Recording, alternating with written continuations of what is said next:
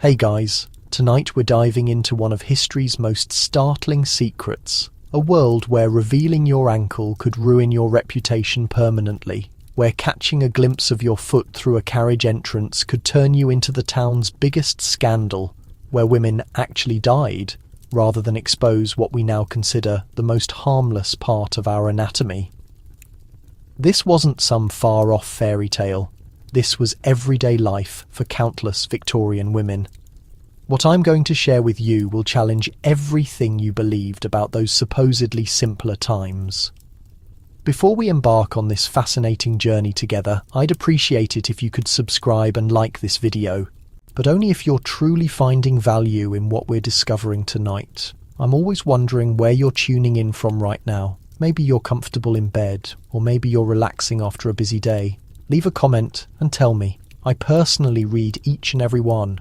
Your responses always guide the stories I decide to explore. Go ahead and dim the lights, get settled, perhaps turn on some gentle white noise or a quiet fan. Let's travel back in time together to reveal one of history's most peculiar fixations. London, 1847. Lady Margaret Whitmore carefully exits her carriage, her full-length burgundy gown spreading around her feet like a defensive barrier.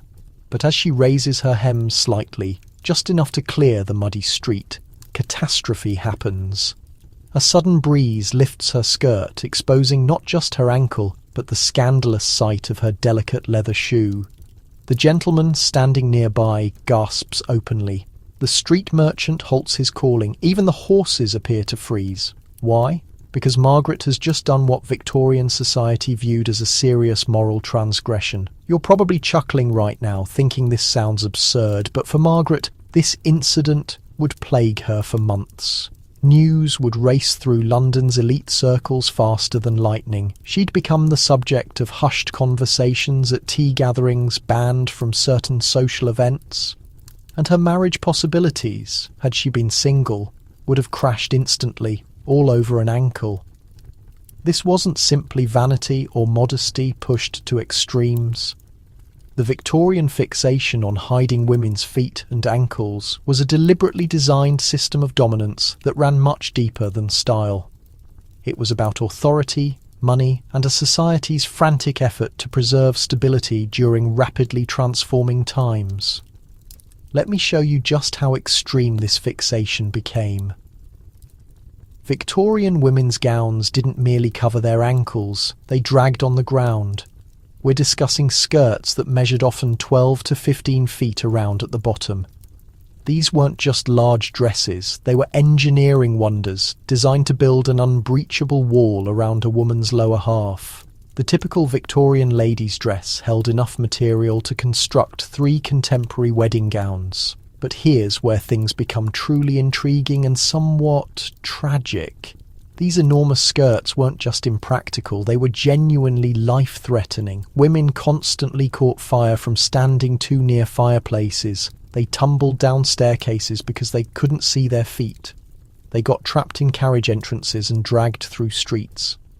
There are recorded instances of women drowning because their heavy, water-soaked skirts dragged them down when they accidentally fell into rivers or lakes. Yet society considered these dangers acceptable, even essential to preserve the sacred rule that a lady's ankle must never be visible. The contradiction is almost laughable when you consider it. These same women could reveal their shoulders and necklines at evening functions. They could dance closely with men, their bodies touching during waltzes, but display an ankle? Absolutely outrageous.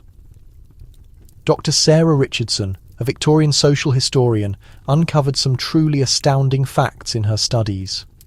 She discovered that the average middle-class Victorian woman possessed between 15 and 20 pairs of boots and shoes that nobody, not even her spouse, was meant to see her wearing. These weren't sensible footwear options either. Many Victorian women's boots featured heels so tall and thin that walking any considerable distance became nearly impossible. But remember, they weren't expected to walk far anyway. The perfect Victorian lady was basically a lovely stationary decoration. The financial aspects behind this ankle fixation were enormous. The Victorian fashion world built massive fortunes on keeping women's feet concealed. Bootmakers developed increasingly complex designs with countless tiny buttons, elaborate lacing patterns, and costly materials like fine leather and silk interiors. A single pair of stylish ladies' boots could cost the equivalent of $800 in current money. And remember, these were shoes that were never meant to be seen. But maybe the most surprising part of this tale isn't the regulations themselves. It's how inventive and defiant some women became in reaction to them. Some Victorian ladies created an entire secret culture around shoes. They'd gather privately to display their newest footwear purchases. They'd hire bootmakers to design increasingly bold creations. Boots with concealed pockets for love notes, shoes with hidden compartments for small keepsakes. Even boots with built-in perfume chambers that would release subtle fragrances as they walked. One particularly daring London socialite, whose name historians still keep confidential out of respect for her family, reportedly possessed over 200 pairs of boots and shoes. She maintained detailed journals describing each pair, their purposes, and the small rebellious acts they represented. Her writings read like passionate letters to independence. Today I wore the emerald green boots with pearl fasteners. Nobody saw them under my gown, but I felt wonderful knowing they were there. The health effects of this fixation were serious and lasting. Victorian doctors, mostly male naturally, actually endorsed the ankle hiding requirement by insisting that women's feet were naturally fragile and required constant protection. They claimed that exposing feet to fresh air and sunlight would cause hysteria, sterility, and moral decay. These weren't minority viewpoints. They were accepted medical beliefs published in respected publications. But here's what those physicians didn't discuss, or perhaps didn't worry about. The hidden epidemic of foot problems, infected nails and blood flow issues that affected Victorian women. Many developed what we now recognise as severe bunions and crooked toes from wearing poorly fitted boots that they could never properly test or adjust, because even the fitting procedure was considered somewhat inappropriate. Most heartbreaking of all, many Victorian women never examined their own feet in adequate light. They dressed and undressed in almost complete darkness, relying on servants or relatives to help with their complex boot fastenings. Some spent their entire adult lives without ever truly looking at or tending to their own feet. Picture living so separated from your own body that you can't even see or care for your own feet without embarrassment. This ankle prohibition created some truly strange social circumstances. There are recorded cases of women collapsing, not from restrictive corsets, although those definitely didn't help, but from pure panic about possibly exposing an ankle in public. Wedding nights became traumatic ordeals for some brides who had never seen their own feet, much less shown them to another person. The really disturbing aspect is how this obsession spread through social levels. Working-class women who clearly couldn't afford 15-foot dress measurements and needed to actually use their feet for work were constantly criticised for their more practical clothing decisions. They were viewed as morally inferior simply because their economic situation made ankle hiding impractical. Yet even these working women discovered ways to join in the ankle obsession. They'd save money for months to purchase one pair of Sunday boots that they'd wear only to church, keeping them hidden under slightly longer skirts than their work clothes permitted. It was a small gesture of dignity in a world that continuously told them they were less deserving of respect. As we prepare to explore more of these amazing Victorian regulations, I can't stop thinking about the women who endured this. Consider the small daily humiliations, the constant consciousness of your body, as something shameful, the energy spent managing fabric and appearances instead of following interests or ambitions. And yet, somehow, these same women raised families, managed households, and even started the early struggles for women's rights, all while navigating a world that wouldn't allow them to show their ankles. The ankle obsession was just the start of Victorian society's effort to control women's bodies and minds. But as we'll learn next, Victorian women had their own methods of fighting back. and some of their techniques were absolutely brilliant. We're about to discover the women who transformed the simple act of fainting into a powerful weapon of communication and control. Because when society attempts to make you powerless, sometimes the most revolutionary thing is to embrace that seeming weakness and turn it to your advantage. Imagine yourself collapsing gracefully onto a velvet couch, the back of your hand pressed elegantly against your forehead, your breathing quick and shallow. The room fills with worried murmurs as smelling salts are hurriedly fetched and anxious faces gather above you. But here's the secret that would amaze those Victorian gentlemen rushing to help. You're not really unconscious. You're sending a message. Welcome to the captivating world of strategic swooning, where Victorian women converted society's expectation of female frailty into their most effective tool of influence and control. Now, I know what you're wondering. Really? Victorian women didn't actually weaponize fainting, did they? Oh, but they completely did. And the proof is so convincing, so cleverly recorded in their own correspondence and journals that it reads like a masterclass in psychological manipulation disguised as delicate femininity. Let me present Miss Charlotte Bronte. Yes, the celebrated author, but not how you might think.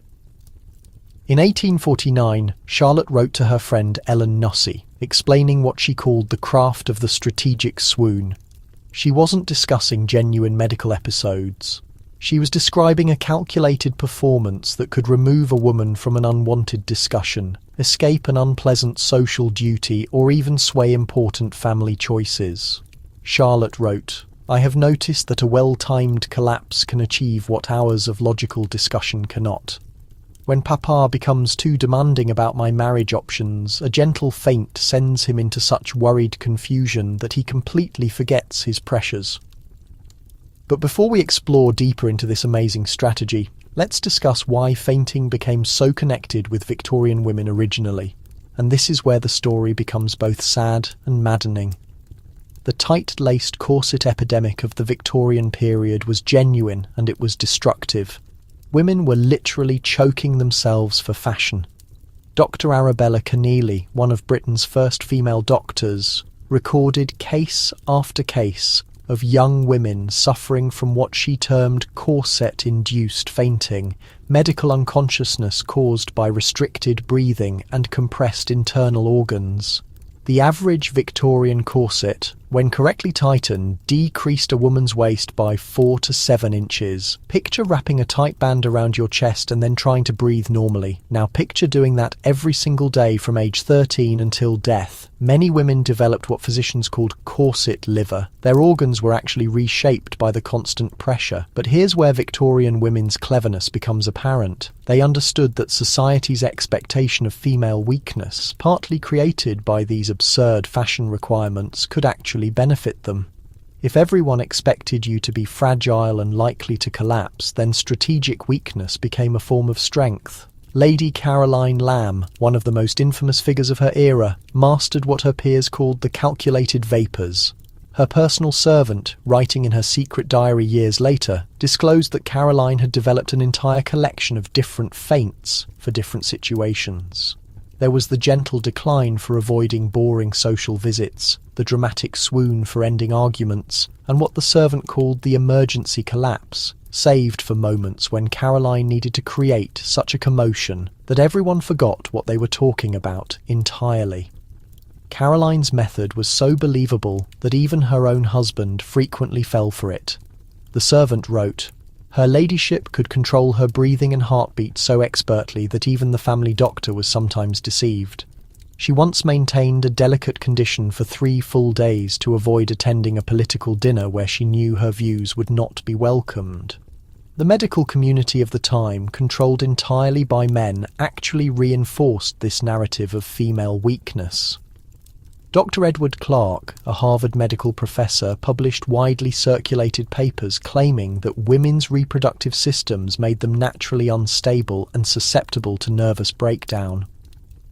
These weren't fringe ideas. They were mainstream medical thinking that gave Victorian women the perfect excuse for their strategic performances. But the most intriguing part isn't just that women fainted strategically. It's how they communicated through their fainting. Different types of swoons carried different meanings that other women could interpret, like a secret language.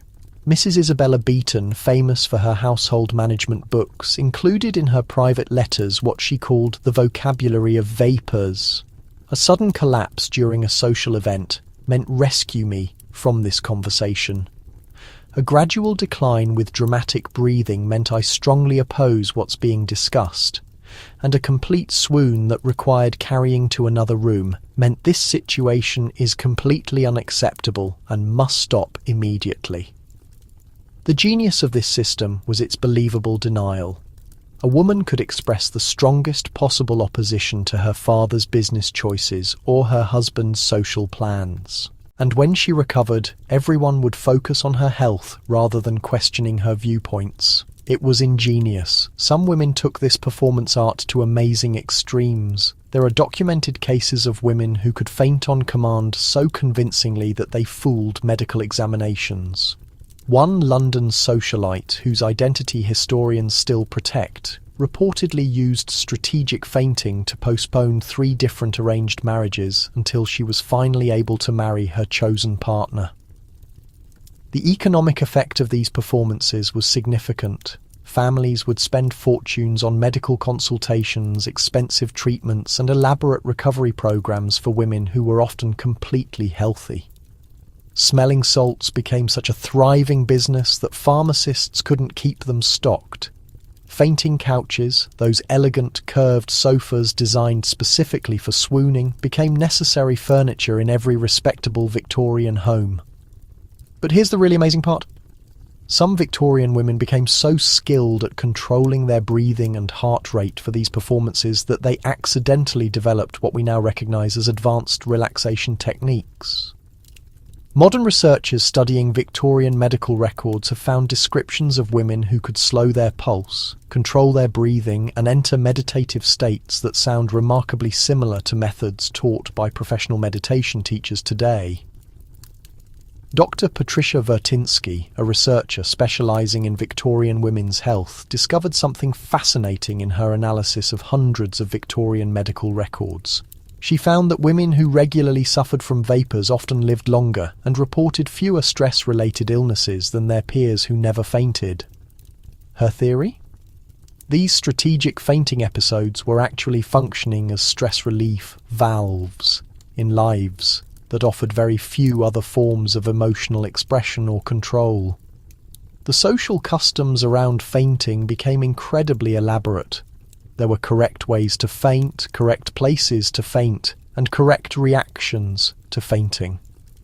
A lady never fainted in a dirty street that would be undignified. She never fainted when it would burden servants too much. That would be thoughtless. And she absolutely never fainted at wrong moments that might expose the planned nature of her collapse. Young ladies received informal instruction in proper fainting methods from their mothers and aunts. They practiced controlled breathing, learned how to fall gracefully without harm, and studied the timing of their recoveries for maximum effect. It was an unofficial education in female survival skills disguised as medical frailty. The worldwide reach of this phenomenon was incredible. American women visiting Europe wrote home about learning new fainting methods from their European friends. French women developed what they called strategic swooning, while German women perfected calculated unconsciousness. It was a global sisterhood of strategic fainting. But maybe the most moving aspect of this story is what it shows about the inner experiences of Victorian women. In their private letters and journals, many wrote about the exhaustion of constant acting, the sadness of having to fake weakness to have any power, and the desire for a world where their genuine thoughts and feelings would be respected. As we continue in our exploration of Victorian women's experiences, remember that behind every seemingly submissive or delicate Victorian lady might have been a brilliant strategist working within impossibly limiting rules to create some small space of independence and control. These women weren't victims, they were survivors. And some of their survival methods were absolutely brilliant. But if you think strategic fainting was extreme, wait until you learn what Victorian women were willing to risk for beauty.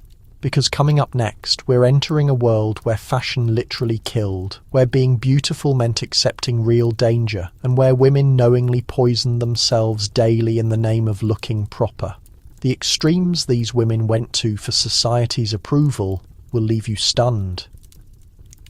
What if I told you that Victorian women were literally glowing in the dark, not in some magical, romantic way, but because they were slowly dying from arsenic poisoning, one beautiful green dress at a time? The year was 1862, and 19-year-old Matilda Shearer was the envy of every young woman in London. She worked in a prestigious artificial flower factory, creating the most desired fashion accessories of the time. Brilliant emerald green flowers that decorated the hair and gowns of society's elite. Matilda's hands were stained a beautiful, glowing green that seemed to sparkle in candlelight. Her fingernails had taken on an otherworldly shine. She was quite literally a living work of art. She was also dying. What Matilda and thousands of women like her didn't realise was that they were handling pure arsenic every single day. That gorgeous, coveted green colour that made Victorian fashion so stunning. It was created with Sheely's green and Paris green pigments that contained more arsenic than rat poison. Matilda began experiencing what doctors politely called industrial exhaustion. Her skin started peeling, her hair fell out in chunks, she vomited green bile and developed sores that wouldn't heal. By the time anyone understood what was happening, it was too late. Matilda died in agony, her body literally poisoned by beauty. But here's the truly shocking part. Even after cases like Matilda's became public knowledge, Victorian society didn't stop using these deadly pigments. They simply couldn't give up being beautiful, even if beauty meant death.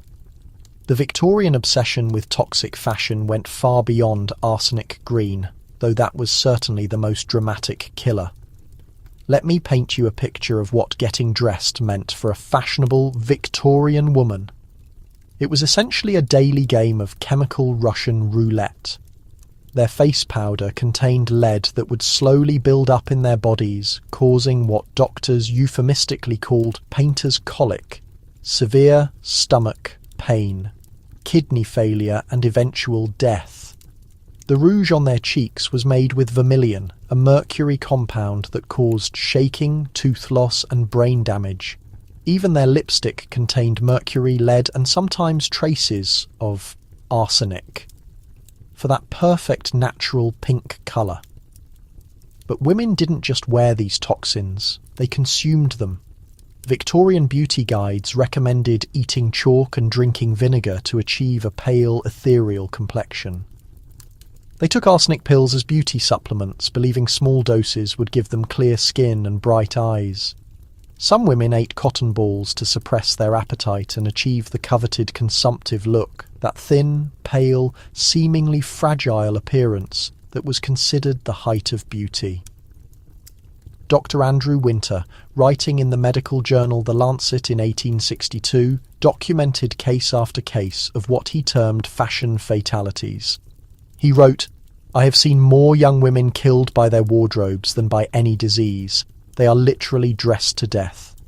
The most heartbreaking part, these women often knew they were taking risks. Letters and diaries from the period show that many Victorian women understood their cosmetics and clothing were dangerous, but they felt they had no choice. In a society where a woman's appearance determined her marriage prospects, social status and even basic survival, looking beautiful wasn't vanity, it was economic necessity. Mrs. Sarah Ellis, a popular advice writer of the era, captured this tragic reality in her 1845 Guide for Young Women.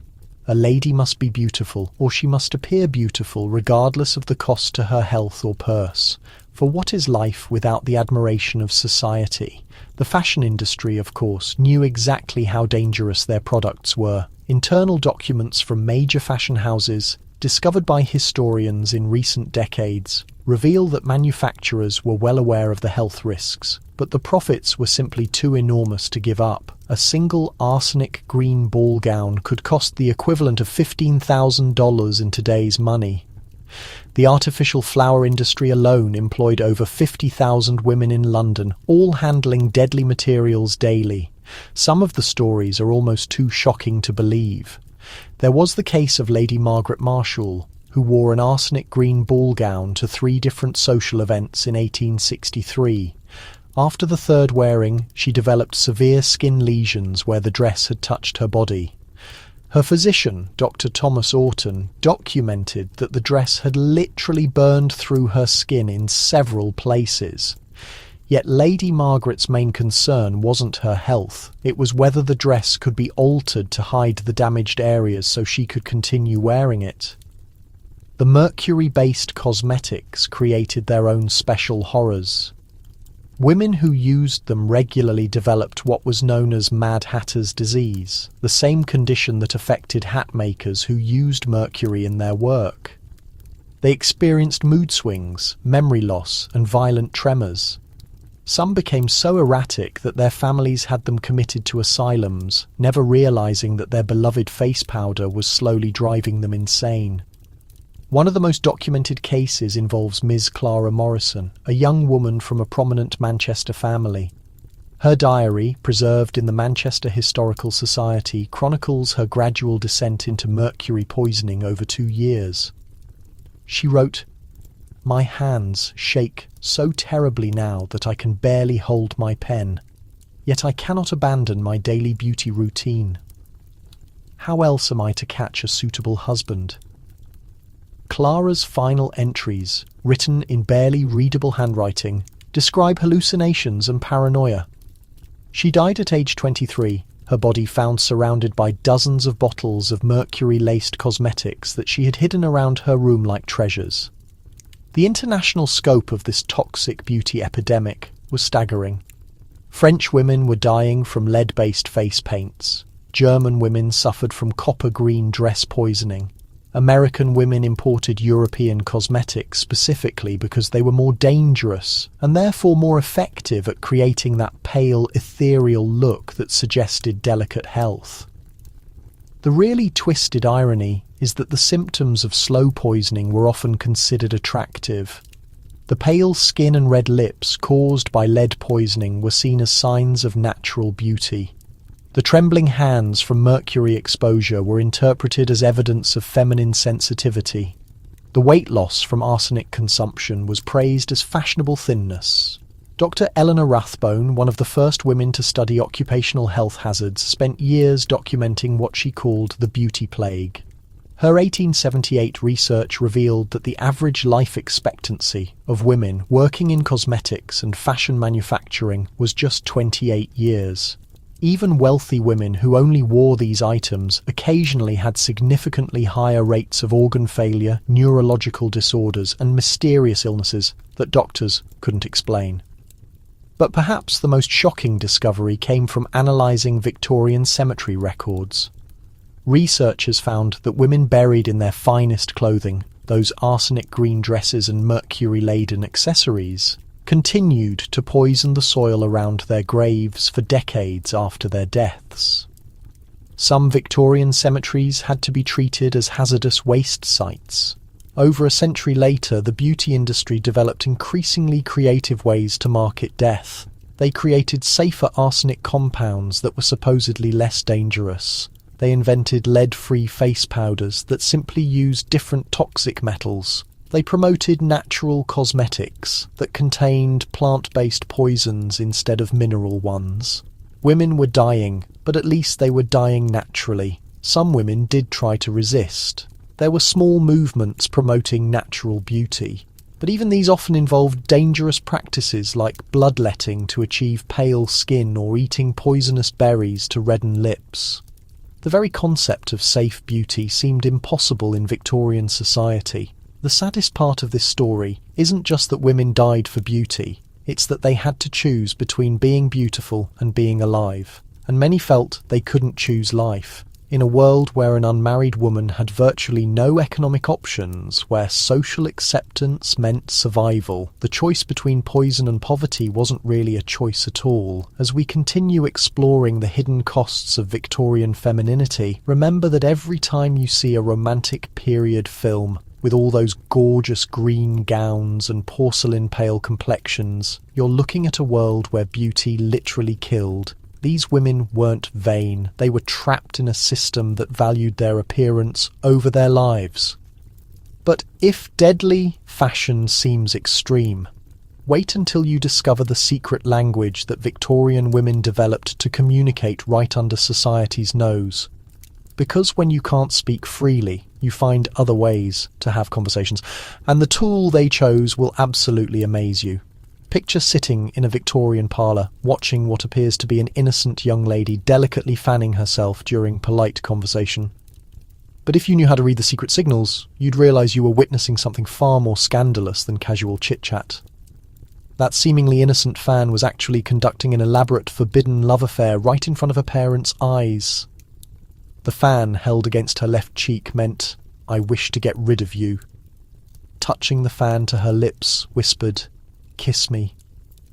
Carrying it in her left hand declared, "I wish to become acquainted," while holding it over her heart, screamed, "You have won my love." And when she snapped that fan shut, she was saying, "I wish to speak with you," a message that could launch 1,000 secret meetings. Welcome to the most sophisticated communication system ever created by women under oppression. The language of fans. And what I'm about to tell you about this secret code will blow your mind. By 1850, Victorian society had created such strict rules about when, where, and how unmarried people could speak to each other that young women essentially lived in a state of enforced silence. A lady could not start conversation with a gentleman without a formal introduction. She couldn't express romantic interest directly. She couldn't even indicate preferences about her own future without being considered forward or improper. But Victorian women were far too clever to accept this enforced silence. So they created their own language, one that could be conducted in full view of the most watchful chaperone, understood by the intended recipient, yet remain completely invisible to disapproving parents and society guardians. The intricate fan communication system developed such complexity that it featured regional variations, age-based differences, and social class distinctions. A gesture performed by a factory worker's daughter conveyed an entirely different message when executed by a woman from the upper class. Think of it as distinct coding systems tailored for various social networks. Allow me to describe one of the most extraordinary recorded instances of fan messaging from Miss Emily Hartwell's private documents housed in the Hartwell family collection. Emily, a 20-year-old from an established Boston household, became romantically involved with James Morrison, a gentleman her family considered inappropriate because of his humble salary as an educator. Over 8 months, Emily and James maintained their complete romance through fan gestures at social events, never exchanging more than courteous conversation. Emily's personal journal, written in her own secret cipher, chronicles their intricate fan dialogues with incredible precision. She documented, "This evening at the Weatherby musical gathering I communicated my emotions to James through our silent vocabulary. When I positioned my fan against my right cheek, he recognised that I wished to converse privately. His gentle nod toward the garden entrance, combined with my fan pressed against my lips, established our rendezvous for tomorrow's religious service." Here's where their story becomes truly captivating and somewhat risky. Emily and James created their own personal adaptations to the conventional fan vocabulary, developing what essentially became their private romantic code. They established unique meanings for fan movement velocity, holding angles, and even which fingers grasped the handle. Emily recorded more than 60 distinct signals they employed. Fan gripped in right hand before face signified "follow me." Fan positioned on left ear conveyed "I wish to dismiss you," helpful for deterring unwanted admirers. Their most audacious signal involved a closed fan resting on the right cheek, meaning yes, which Emily used to accept James's fan-delivered marriage proposal during a packed dinner party with her parents seated merely 3 feet away. This communication system sophistication matched any contemporary programming language. Mrs. Isabella Stewart's 1847 manual, The Lady's Companion to Graceful Communication, recorded more than 200 separate fan signals considered essential feminine knowledge. Young women invested months mastering proper fan methodology, not merely the gestures themselves, but the exact timing, placement, and situational application that made their language work. The financial influence of fan communication was tremendous. Absolutely tremendous. The fan manufacturing industry boomed throughout the Victorian period, not simply because fans represented stylish accessories, but because they served as vital communication instruments. Affluent households would order personalised fans featuring particular decorative components that provided extra meaning layers to the fundamental gesture vocabulary. One London craftsman, Charles du Villeroy, maintained comprehensive records of special orders that demonstrated how earnestly families approached fan communication. His 1863 commission ledger reveals requests for fans containing conversation diamonds. Minute pressure stones positioned at designated fan locations that would reflect light when angled specifically, providing visual reinforcement to silent messages. However, fan vocabulary wasn't limited to romantic exchanges. Women employed it for numerous prohibited discussions, political viewpoints, business insights, social commentary, including family secrets. Any topic women weren't permitted to address publicly could be expressed through carefully orchestrated fan choreography. Mrs. Margaret Fuller, the renowned transcendentalist author, recorded in her personal correspondence how women at political events used fan codes to exchange their genuine opinions regarding candidates and policies.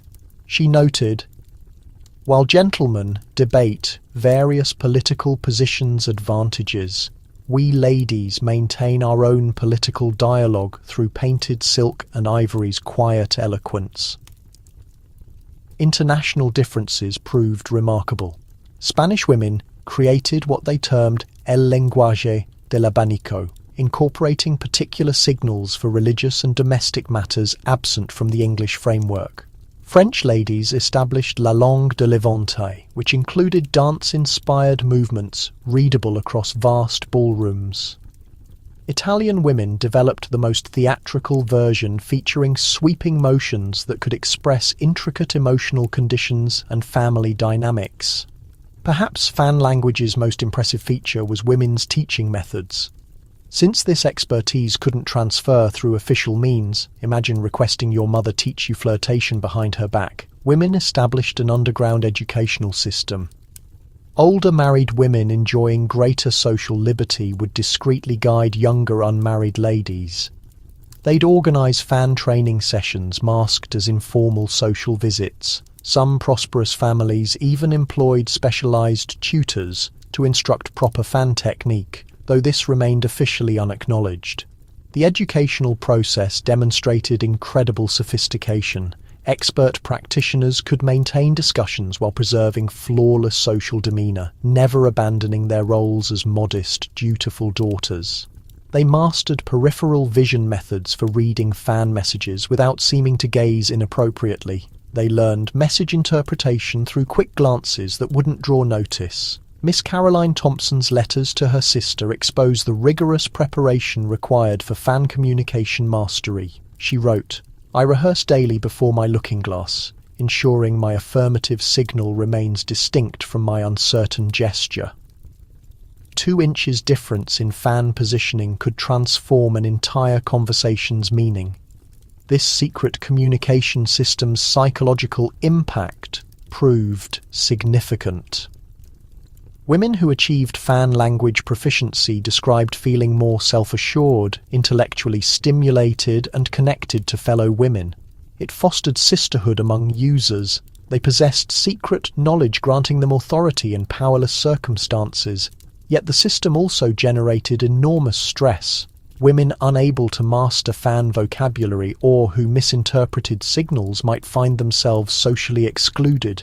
Documented cases exist of young women experiencing serious anxiety regarding fan communication errors that caused social humiliation or lost romantic chances.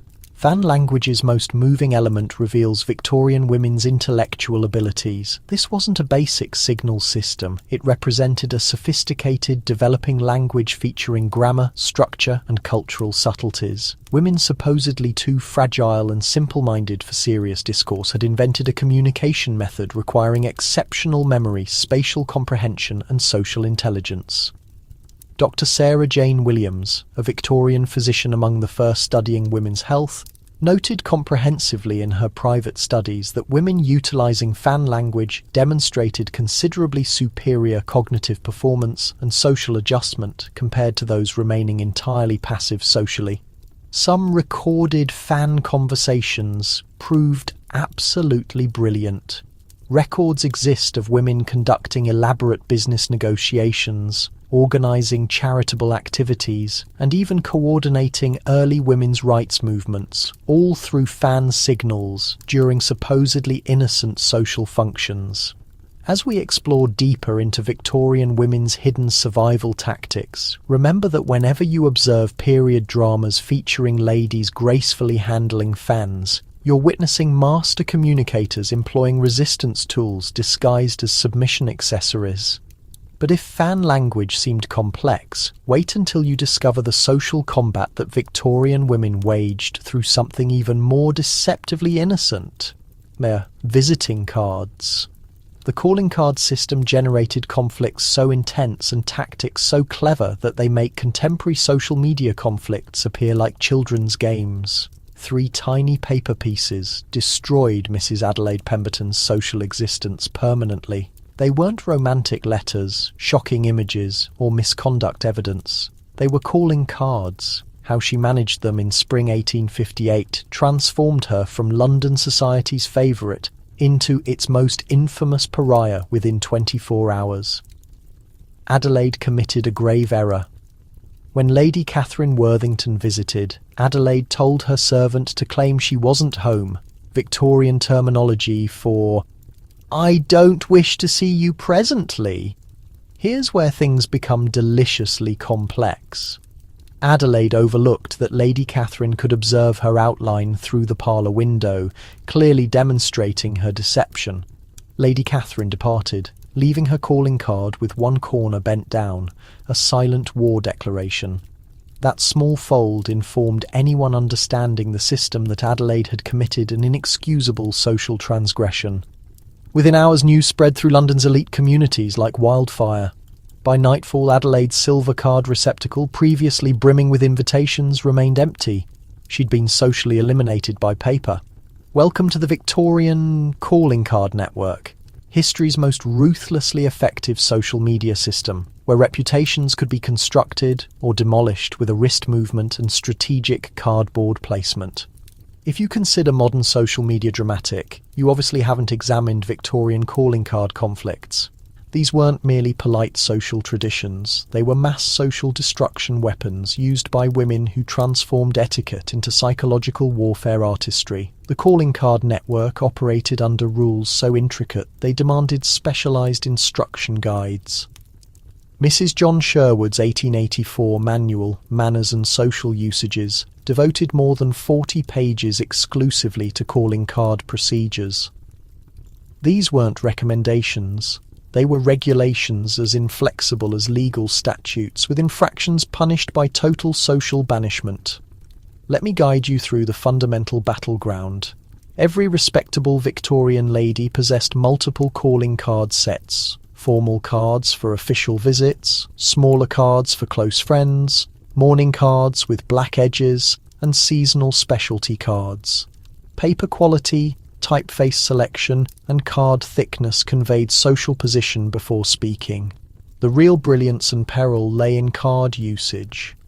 How you folded cards, placement, location, which corners you turned, even presentation method to servants could transmit dozens of messages. It resembled having an elaborate coding network that society expected everyone to master flawlessly. Mrs. Emily Post's grandmother, Mrs. Josephine Post, maintained detailed calling card interaction records reading like military intelligence briefings. Her 1862 journal documented what she termed the Beacon Hill Battle, where three prominent Boston families ruined each other's reputations through increasingly hostile calling card strategies. It began when Mrs. Harrison left cards for both Mrs. Cabot and Mrs. Lodge the same afternoon, using different card stock qualities indicating she considered one family superior. Mrs. Lodge, detecting the insult, responded by leaving her card at Mrs. Harrison's residence with the upper right corner folded, signifying she had visited personally but found no one deserving her presence. Mrs. Cabot retaliated by sending her most inferior servant to deliver her card to Mrs. Lodge, communicating she deemed the Lodge family beneath personal attention. The conflict escalated until all three families were essentially excluded from proper Boston society for what contemporary witnesses called ungenteel card warfare. What makes this system absolutely fascinating is how women developed incredibly sophisticated strategies for using these seemingly harmless paper pieces to control social environments. They could eliminate competitors, advance favorites, indicate partnerships, and conduct business discussions, all through strategic calling card deployment. Miss Constance Whitney, whose letters are preserved in Yale's Whitney Family Archives, described her calling card approach with military campaign precision. She wrote, "I am meticulously planning my Thursday afternoon visits to ensure Mrs. Peterson and Mrs. Davidson both notice my card at Mrs. Richardson's, while neither discovers evidence of my visit to the other. This will suggest I prefer Mrs. Richardson above both, securing my Newport Cottage party invitation." The psychological expertise required for navigating this system proved extraordinary. Women had to monitor dozens of social connections simultaneously, memorize complex, situational rules, and make instant strategic choices with lasting implications. The economic consequences were remarkable. Families invested enormous amounts in calling card accessories, special card holders, silver receiving trays, elaborate calling card collections for displaying important connections, and furniture designed specifically for card activities. The calling card industry employed thousands of engravers, printers, and artists catering to increasingly elaborate demands. One London supplier, Frederick Warne and Cabers, kept records showing wealthy families spent today's equivalent of $5,000 annually just on calling cards and related materials. They provided cards with gold decoration, hand-painted artwork, and cards embedded with genuine flowers or fabric specimens. The calling card system's most ruthless feature was its use for enforcing social ranking. Women could effectively exclude entire families by coordinating their visiting patterns. If influential community ladies decided someone was unacceptable, they could organize social exclusion campaigns devastating in their thoroughness. Mrs. Ward McAllister, New York's Gilded Age self-appointed social judge, perfected what historians term calling card elimination. Her method involved creating complex scenarios where targeted individuals would unknowingly break calling card rules, then ensuring their errors became common knowledge. She could demolish someone's social position while appearing perfectly proper herself. Her most notorious victim was Mrs. Rebecca Hartwell, a wealthy widow who attempted entering New York society without McAllister's permission. McAllister arranged a situation where Mrs. Hartwell received invitations to several conflicting social functions the same day, making appropriate calling card etiquette impossible for all hostesses. When Mrs. Hartwell attended what she considered most important, snubbed hostesses interpreted her absence as personal offence. McAllister then spread news of Mrs. Hartwell's rudeness throughout society rapidly. Within a month, Mrs. Hartwell found herself completely excluded from social invitations. She ultimately departed New York entirely, defeated by paper pieces. International calling card system variations created additional social disaster opportunities. American women visiting Europe regularly made calling card errors, marking them as unsophisticated. European ladies travelling to America often found their refined continental procedures misunderstood as arrogance. Miss Alice James, sister to famous William and Henry James, documented these cultural calling card conflicts in her European correspondence. She wrote, "I have observed 3 separate social disasters this month, all from well-intentioned ladies applying their homeland calling card customs in foreign settings. One unfortunate American woman was completely banished from Parisian society because she didn't realize leaving cards on Sunday was considered improper there, though perfectly acceptable in Boston. Perhaps the calling card system's most remarkable aspect was how it created a shadow economy operated entirely by women. Since ladies couldn't participate in traditional commerce, they used calling card networks for organizing investment circles, charitable foundations, and early feminist groups.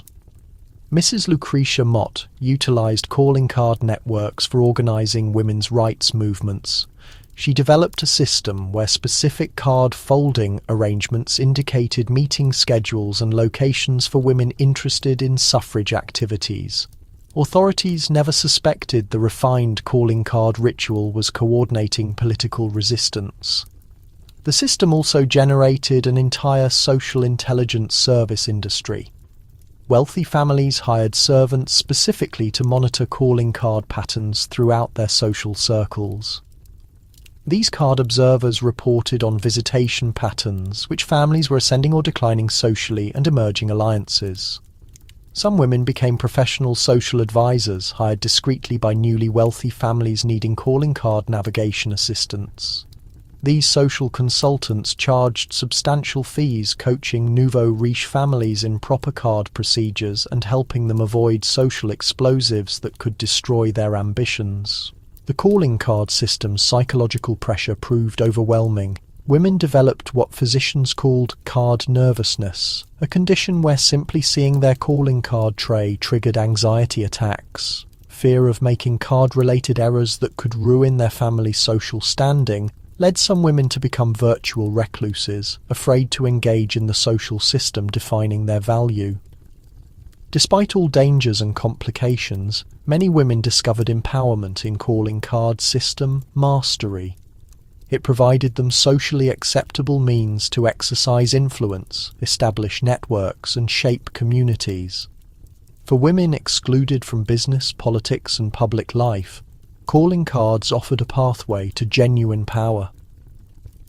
As we continue investigating Victorian women's lives' hidden complexities, remember that behind every gracious social tradition was often a woman wielding it like a weapon, forming alliances like a diplomat, and surviving in a world offering very few self-determination tools. If calling card warfare seems intense, prepare for the most elaborate and emotionally devastating social ritual Victorian women endured, the mourning process. When death touched a Victorian household, it didn't merely bring sorrow, it brought complex regulations that could imprison a woman in elaborate grief performances for years. When Queen Victoria's cherished Prince Albert died in December 1861, she didn't simply lose her spouse, she condemned an entire empire to 40 years of elaborate, obsessive mourning customs that would convert grief from personal emotion into public theatre. For Victorian women, this meant family death could trap them in black fabric prisons, social isolation, and mandated sorrow sometimes lasting longer than actual marriages. Consider Mrs. Catherine Morrison, a 32-year-old widow from Edinburgh who observed every mourning regulation perfectly. Following her husband's 1863 death, she wore complete black for 2 years and 6 months, then half mourning grey and purple for another year. She covered every mirror in her residence, draped all furniture in black material, and wore a heavy black veil making proper vision and breathing difficult. She shunned social events, avoided music, and rejected all forms of amusement. When her official grieving period concluded in 1867, Catherine had lived nearly 4 years essentially entombed while still breathing. Her physical condition had declined from insufficient sunlight and human contact. Her offspring scarcely recognized her behind those veils. And perhaps most devastating of all, she had genuinely lost the ability to feel authentic emotions. The mandated display of sorrow had completely replaced her natural recovery process. This represented Victorian mourning customs in their full reality. A framework so intricate and exhausting that it transformed death into a style statement and bereavement into a competitive spectacle. The funeral attire regulations alone constituted a masterwork of elaborate torment. A widow faced expectations of deep mourning for no less than 2 years. Dense black materials without lustre, embellishment, or ornamentation. Her clothing must conceal every bit of flesh except a tiny portion of her face.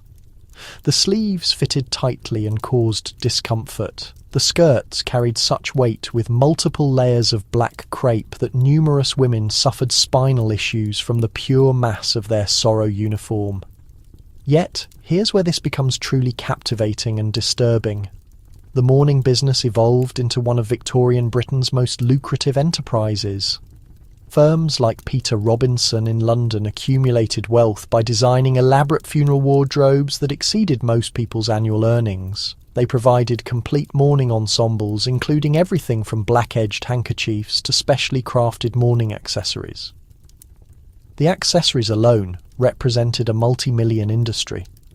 Victorian funeral jewellery wasn't simply black, it frequently incorporated hair from the departed individual.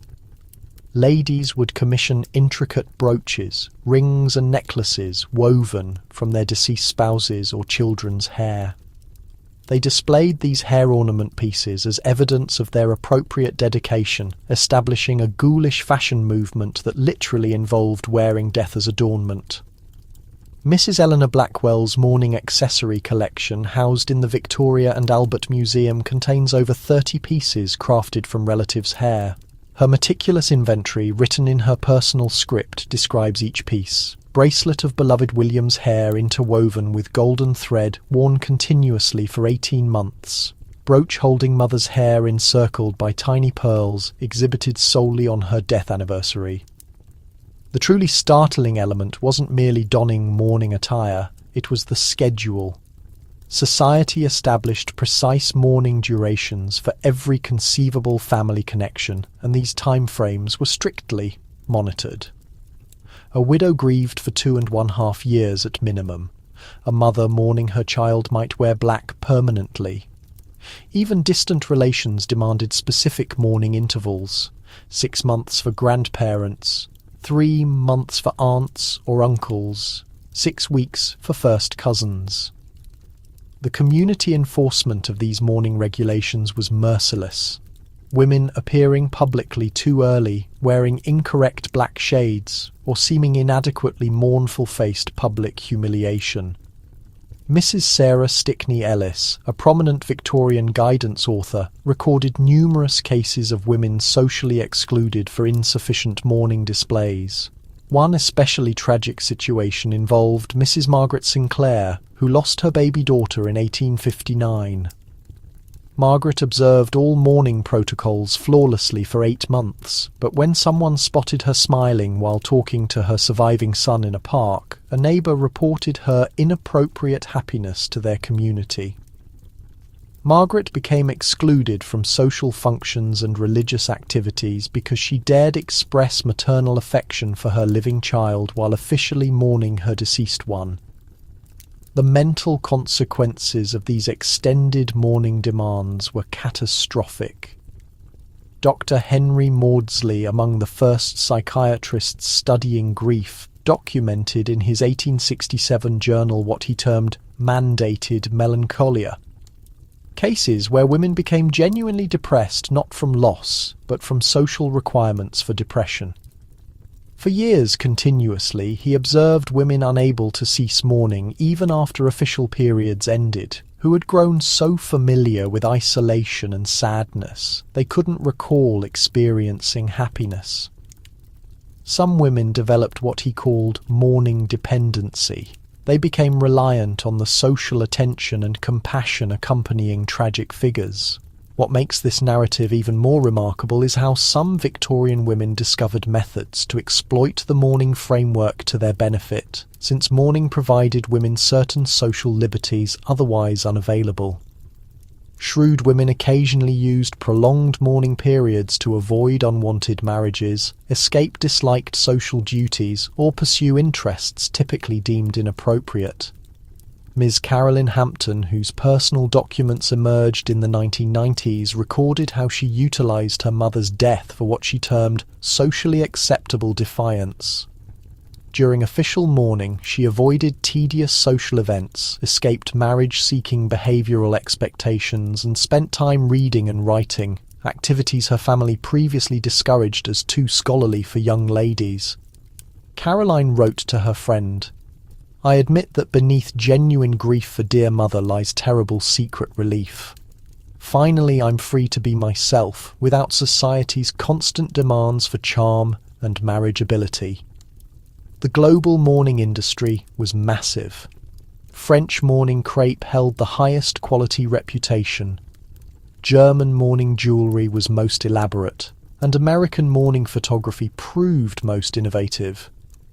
Indeed, photographing the deceased became a thriving business, with families commissioning detailed portraits of dead relatives for home display. Some posthumous photographs appeared so lifelike that guests couldn't determine the subjects were dead. Photographers developed techniques for positioning bodies to appear naturally sleeping or seated, and families often included living relatives in these portraits, creating eerie images of families posed with deceased members as though nothing changed. The mourning portrait industry demonstrates Victorian fascination with making death decorative. These weren't simple memorial photos. They were elaborate productions featuring props, staging, and careful lighting designed to create beautiful images of tragedy. Families invested fortunes in these portraits, often commissioning multiple poses and settings to create what essentially became death-themed photo collections. Perhaps the most peculiar aspect of Victorian mourning culture involved the mourning etiquette governing social interactions. Specific rules dictated how to address mourning women, which topics were suitable, even how long you could look at someone in funeral dress. Breaking these rules could result in social consequences nearly as severe as inadequate mourning itself. Mrs. Isabella Beaton's Household Management Manual included a complete chapter on proper interaction with the bereaved, reading like diplomatic protocol for navigating conversations with mourning women. The complexity was overwhelming. Different mourning phases required different conversational approaches, varying sympathy levels, and different types of practical support. The financial burden of proper mourning crushed many families. Beyond expensive clothing and jewellery, families expected to drape homes in black fabric, host elaborate funeral ceremonies, commission memorial art, and maintain costly grave sites. Many families accumulated debt attempting proper mourning, creating financial hardship lasting decades. Some entrepreneurs built complete business empires around mourning services, offering mourning consultation, comprehensive home draping services, professional mourning attendants, and even mourning vacation packages where grieving families could retreat to specially designed mourning resorts where their sorrow received proper support and display. The strangest part of all this elaborate mourning theatre was how it often prevented actual grieving.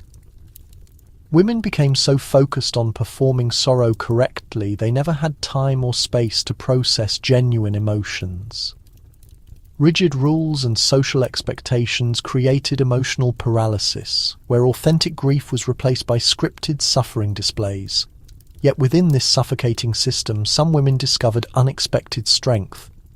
Mourning periods gave them socially acceptable reasons to withdraw from society's demands, focus inward, and sometimes discover inner resources they hadn't known they possessed. Some used mourning periods to develop artistic talents, pursue charitable work, or build female friendships, sustaining them long after black dresses were stored away. As we explore deeper into the elaborate restrictions governing Victorian women's lives, remember that behind every widow's weeds and mourning veil was a real woman attempting to navigate genuine loss while performing grief for a society valuing sorrow's appearance more than healing's reality.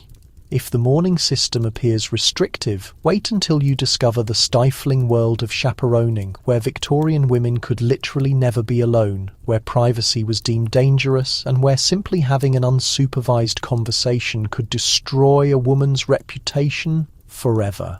Try imagining living your entire adult life without ever being alone with another opposite-sex person. Not for 5 minutes, not for casual conversation, not even to request street directions. This was reality for millions of Victorian women living under the suffocating surveillance of the chaperone system, where privacy wasn't just discouraged, but considered morally dangerous and socially catastrophic. In 1854, 23-year-old Miss Julia Bradford made an error that would plague her forever. While attending a Philadelphia garden party, she stepped away from her chaperone for exactly 7 minutes to retrieve a dropped glove from behind rose bushes. During those 7 minutes, she encountered Mr. Thomas Whitfield, a respectable banker's son who courteously helped her search for the glove. They exchanged perhaps 20 words, polite pleasantries about weather and garden beauty. No romantic words were spoken, no improper behaviour occurred, but they were observed talking alone, without supervision. By evening, rumours flew through Philadelphia society about Julia's scandalous rendezvous. Within a week, her engagement to another gentleman was broken, her family's reputation questioned, and Julia found herself essentially unmarriageable in proper society. 7 minutes of innocent conversation destroyed her entire future, all because she violated the sacred Victorian rule that unmarried women must never, ever be alone with men. The chaperone system wasn't merely a charming custom, it was a comprehensive surveillance network transforming every social interaction into a carefully monitored performance. The rules governing this system were so complex and demanding they essentially transformed Victorian women into prisoners of their social class. Let me illustrate what this constant supervision actually meant in daily life. A young Victorian lady couldn't walk streets alone, visit shops unaccompanied, attend theatre performances without supervision, or even sit in her own garden if any possibility existed that a male neighbour might see her.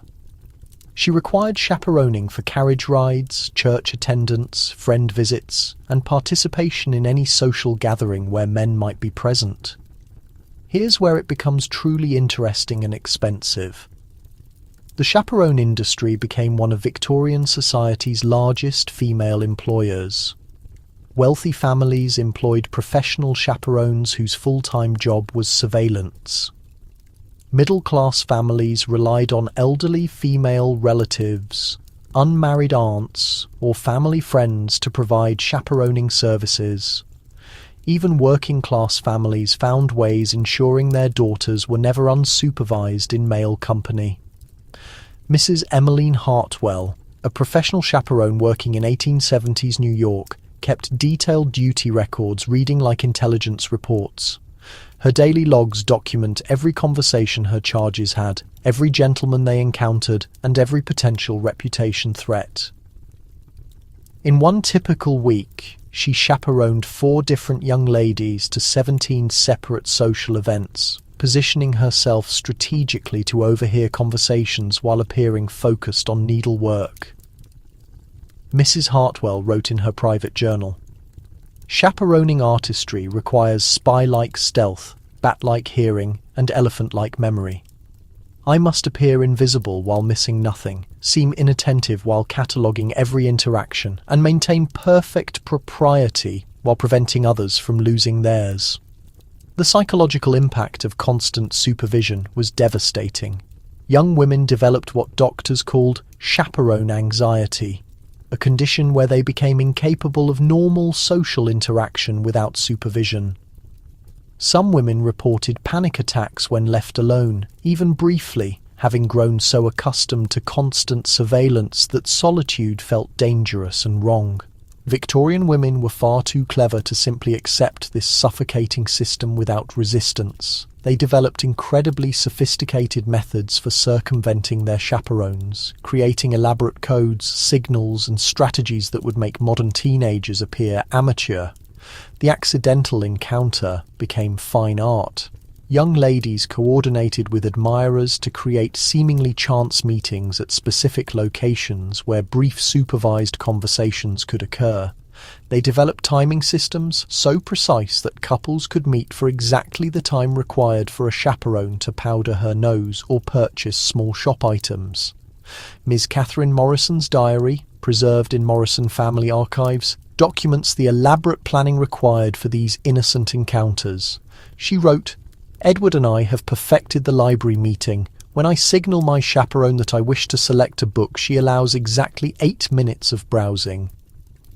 Edward arrives at the poetry section precisely 4 minutes after I do, giving us 3 minutes of conversation before I must return to proper supervision." Some women became masters of what they called chaperone management, the art of manipulating supervisors to create freedom opportunities. They learned identifying which chaperones could be distracted by gossip, which ones fell asleep during long carriage rides, and which ones could be convinced to position themselves just far enough away to allow private conversation. The truly ingenious women developed what amounted to chaperone training programs. They carefully selected elderly relatives or family friends, sympathetic to young romance, then gradually educated them about which rules could be slightly bent without causing scandal. Some created elaborate systems where helpful chaperones would appear to watch closely while actually providing cover for romantic conversations. The most heartbreaking aspect of the chaperone system was how it affected family relationships. Mothers, sisters, and female relatives were forced to spy on each other constantly. Trust between women in the same family was often impossible because everyone was required to be a surveillance agent for the family's reputation. Mrs. Dorothy Richardson's correspondence with her sister reveals this tragic dynamic. She wrote, "I am trapped in the horrible position of watching dear Sarah like a hawk, knowing that any lapse in my vigilance could destroy her future. Yet I see how my constant supervision is slowly crushing her spirit. She no longer laughs freely or speaks her mind openly. We are becoming strangers to each other, all in the name of protecting her virtue." The economic burden of maintaining proper chaperoning was enormous. Wealthy families employed multiple chaperones, ensuring coverage for all daughters' activities. They hired special chaperones for travel, social seasons, and extended visits to other cities. Annual proper chaperoning costs for families with multiple daughters could exceed middle-class, professional salaries. One of the most expensive aspects was what families called chaperone infrastructure. The carriages, seating arrangements, housing accommodations, and social logistics required to maintain proper supervision in all situations. Victorian homes were designed with special chaperone viewing areas allowing supervisors to monitor drawing room conversations while maintaining privacy appearances. International variations in chaperoning rules created additional complications for travelling families. American chaperone standards were considered too lenient by European families, while European rules seemed impossibly strict to Americans. British families visiting continental Europe often hired local chaperones, ensuring they weren't violating regional expectations. Ms. Alice Whitman's travel diary from her 1878 European tour documents the confusion created by these cultural differences. She wrote, "In Paris, our British chaperone was shocked by freedom allowed French young ladies, while our French acquaintances were horrified by restrictions placed upon English girls. I find myself uncertain which rules to follow, and terrified of causing offence in either direction." Perhaps the most remarkable aspect of the chaperone system was how it created an underground economy of female cooperation. Women developed networks for sharing chaperone services, trading supervision duties, and covering for each other during family emergencies. These networks became some of the strongest female bonds of the Victorian era. Professional chaperones developed their own guild systems with standardized rates, training programs, and conduct codes. The most sought-after chaperones commanded high salaries and had waiting lists of families hoping to employ them. Some became minor celebrities in their social circles, known for their skill at balancing protection with social advancement for their charges. The psychological effects of constant supervision extended far beyond the chaperone period. Women who had never been alone with men often found marriage traumatic, having had no opportunity to develop normal social skills with the opposite sex. Some Victorian brides reported feeling more comfortable with their female chaperones than with their new husbands. The chaperone system also created what historians call artificial intimacy. Because couples had to conduct their entire courtship under supervision, they developed intense romantic feelings based on minimal actual interaction. Many Victorian marriages began between people who had never had a real conversation, leading to profound disappointment when marriage reality failed to match supervised courtship fantasy. Yet, some women found unexpected empowerment within the chaperone system.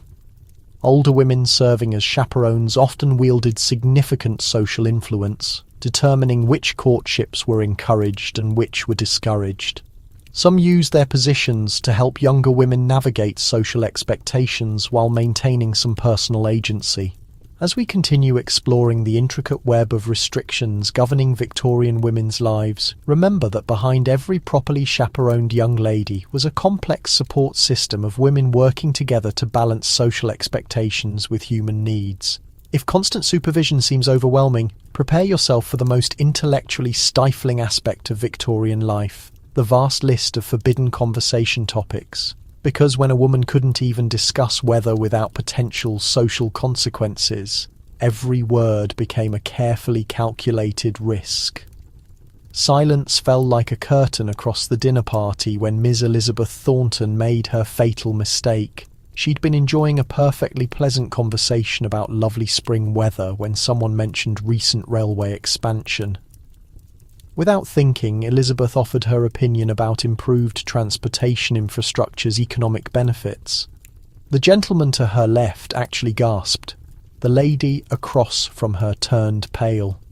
Within seconds, Elizabeth realised she'd committed one of Victorian society's most unforgivable sins. She had expressed an intelligent opinion in mixed company. That single comment about railways, factual, harmless, and demonstrably correct, would follow Elizabeth for months. She was quietly dropped from guest lists, whispered about as too forward, and eventually had to relocate to another city, where her reputation for being dangerously intellectual hadn't preceded her. Welcome to the Victorian conversation minefield, where women navigated daily social interactions through a maze of forbidden topics so extensive that many simply stopped speaking altogether rather than risk social execution for saying the wrong thing. The list of prohibited conversation topics for Victorian ladies wasn't just long, it was practically everything worth discussing. Politics. Absolutely forbidden. Business matters, highly inappropriate. Scientific discoveries, too intellectual. Literature beyond romantic novels, suspiciously masculine. Current events, potentially controversial. Philosophy, dangerously radical. Even discussing weather could be risky if you demonstrated too much meteorological knowledge. Mrs. Sarah Ellis, author of the influential 1839 guide The Women of England, laid out the conversational prison Victorian ladies inhabited. A woman's conversation should be like morning dew, gentle, refreshing, and leaving no trace of having existed. She should speak of domestic pleasures, simple observations of nature's beauty, and perhaps the most innocent details of social life. Any demonstration of serious thought or worldly knowledge renders her unsuitable for refined company. Here's what makes this story absolutely fascinating. Victorian women developed the most sophisticated systems of coded communication imaginable to share their real thoughts while appearing to discuss only approved topics. They became masters of intellectual espionage, conducting complex philosophical debates disguised as conversations about embroidery patterns. Let me share the incredible story of the Literary Ladies of Concord, a group of Massachusetts women who met weekly for what appeared to be innocent needlework circles. Their meeting notes, discovered in the 1980s, hidden in a false bottom of an antique sewing basket, reveal that these women were actually conducting graduate-level discussions of political theory, economic policy, and social reform, all while appearing to chat about domestic trivia. They developed what they called the domestic translation system. When Mrs. Carolyn Adams wanted to discuss John Stuart Mill's essays on liberty, she would frame it as a conversation about household management strategies. When Ms. Dorothy Wright wished to debate slavery's ethics, she would disguise it as discussion about challenging domestic situations requiring moral guidance. Their coded minutes are brilliant examples of intellectual resistance.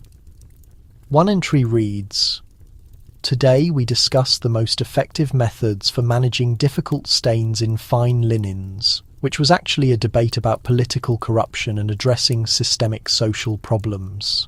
Another notes, Mrs. Thompson shared her grandmother's recipe for preserving fruit through harsh winters, code for a passionate argument about women's suffrage strategies. The psychological damage caused by conversational restrictions was severe and well documented. Dr. Elizabeth Blackwell, America's first female physician, wrote extensively about what she termed intellectual suffocation syndrome, a condition where women developed physical symptoms from suppressing their thoughts and opinions. Dr. Blackwell's 1852 medical journal documents cases of women who developed chronic headaches, digestive problems, and nervous disorders she directly linked to the stress of constant intellectual suppression. She wrote, "I have observed that women forced to restrict their conversation to approved domestic topics often develop symptoms remarkably similar to those seen in prisoners kept in solitary confinement.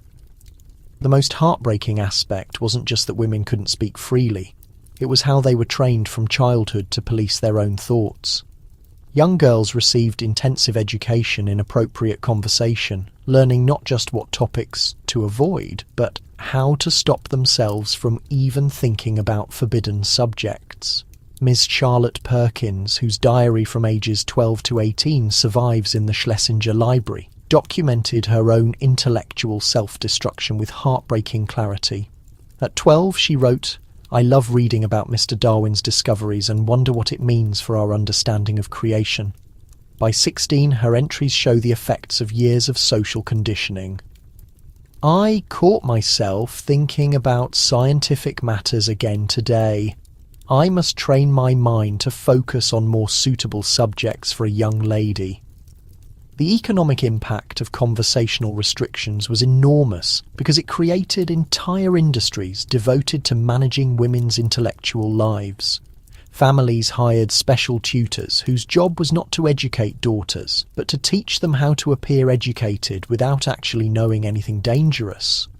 These accomplishment instructors taught young ladies to speak beautifully about approved topics while carefully avoiding any demonstration of real knowledge. The most expensive aspect was what families called intellectual insurance, elaborate systems to ensure their daughters never accidentally revealed forbidden knowledge. Wealthy families employed conversation coaches who would rehearse safe topics with their daughters before social events. They created extensive libraries of approved books and hired readers to pre-screen all materials for potentially corrupting ideas. One Boston family, the Cushings, spent the equivalent of $50,000 annually in today's money on what they called intellectual protection services. They employed a full-time conversation monitor whose job was to attend social events with their daughters and signal them if their conversation was trending toward dangerous territory. International variations in conversation restrictions created fascinating complications for travelling families. Topics acceptable for women to discuss in France were scandalous in England. Subjects American women could address freely were forbidden to their German counterparts.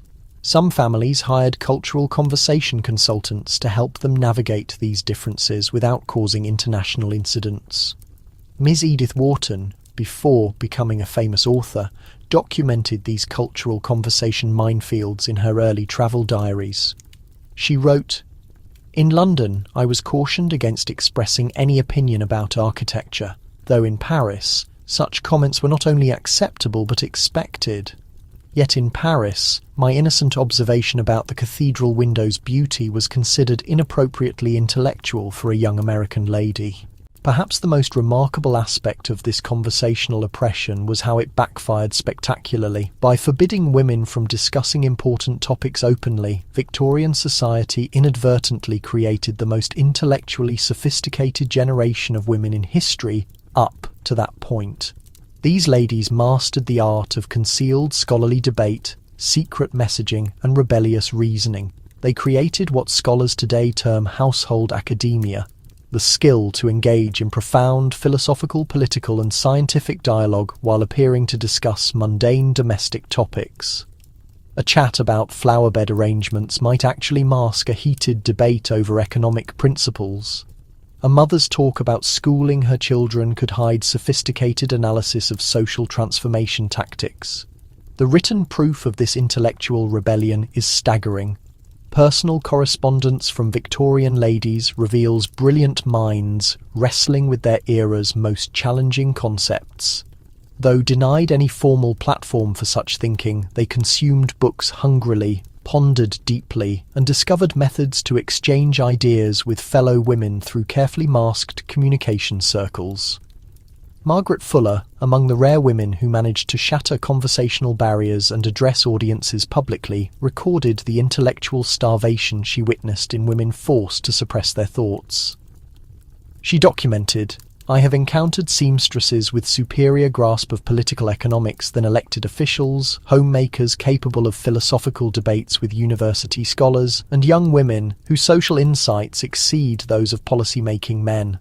Still, they must conceal their brilliance like a disgraceful secret." The mental tactics women employed to navigate conversational limitations were extraordinarily complex. They mastered asking questions that permitted men to voice ideas the women themselves couldn't openly express. They became skilled listeners who could steer discussions towards subjects they wished to examine without seeming to control the conversation. Certain women perfected what they termed intellectual puppetry, expressing their thoughts through others' voices. They would craft strategic questions leading men to state positions the women endorsed, then respond with enthusiasm as though encountering these concepts for the first time. The most gifted practitioners could orchestrate complete intellectual exchanges through carefully planned questions and answers, never technically breaking conversational protocols while still engaging with prohibited subjects. This represented intellectual performance requiring immense talent and discipline.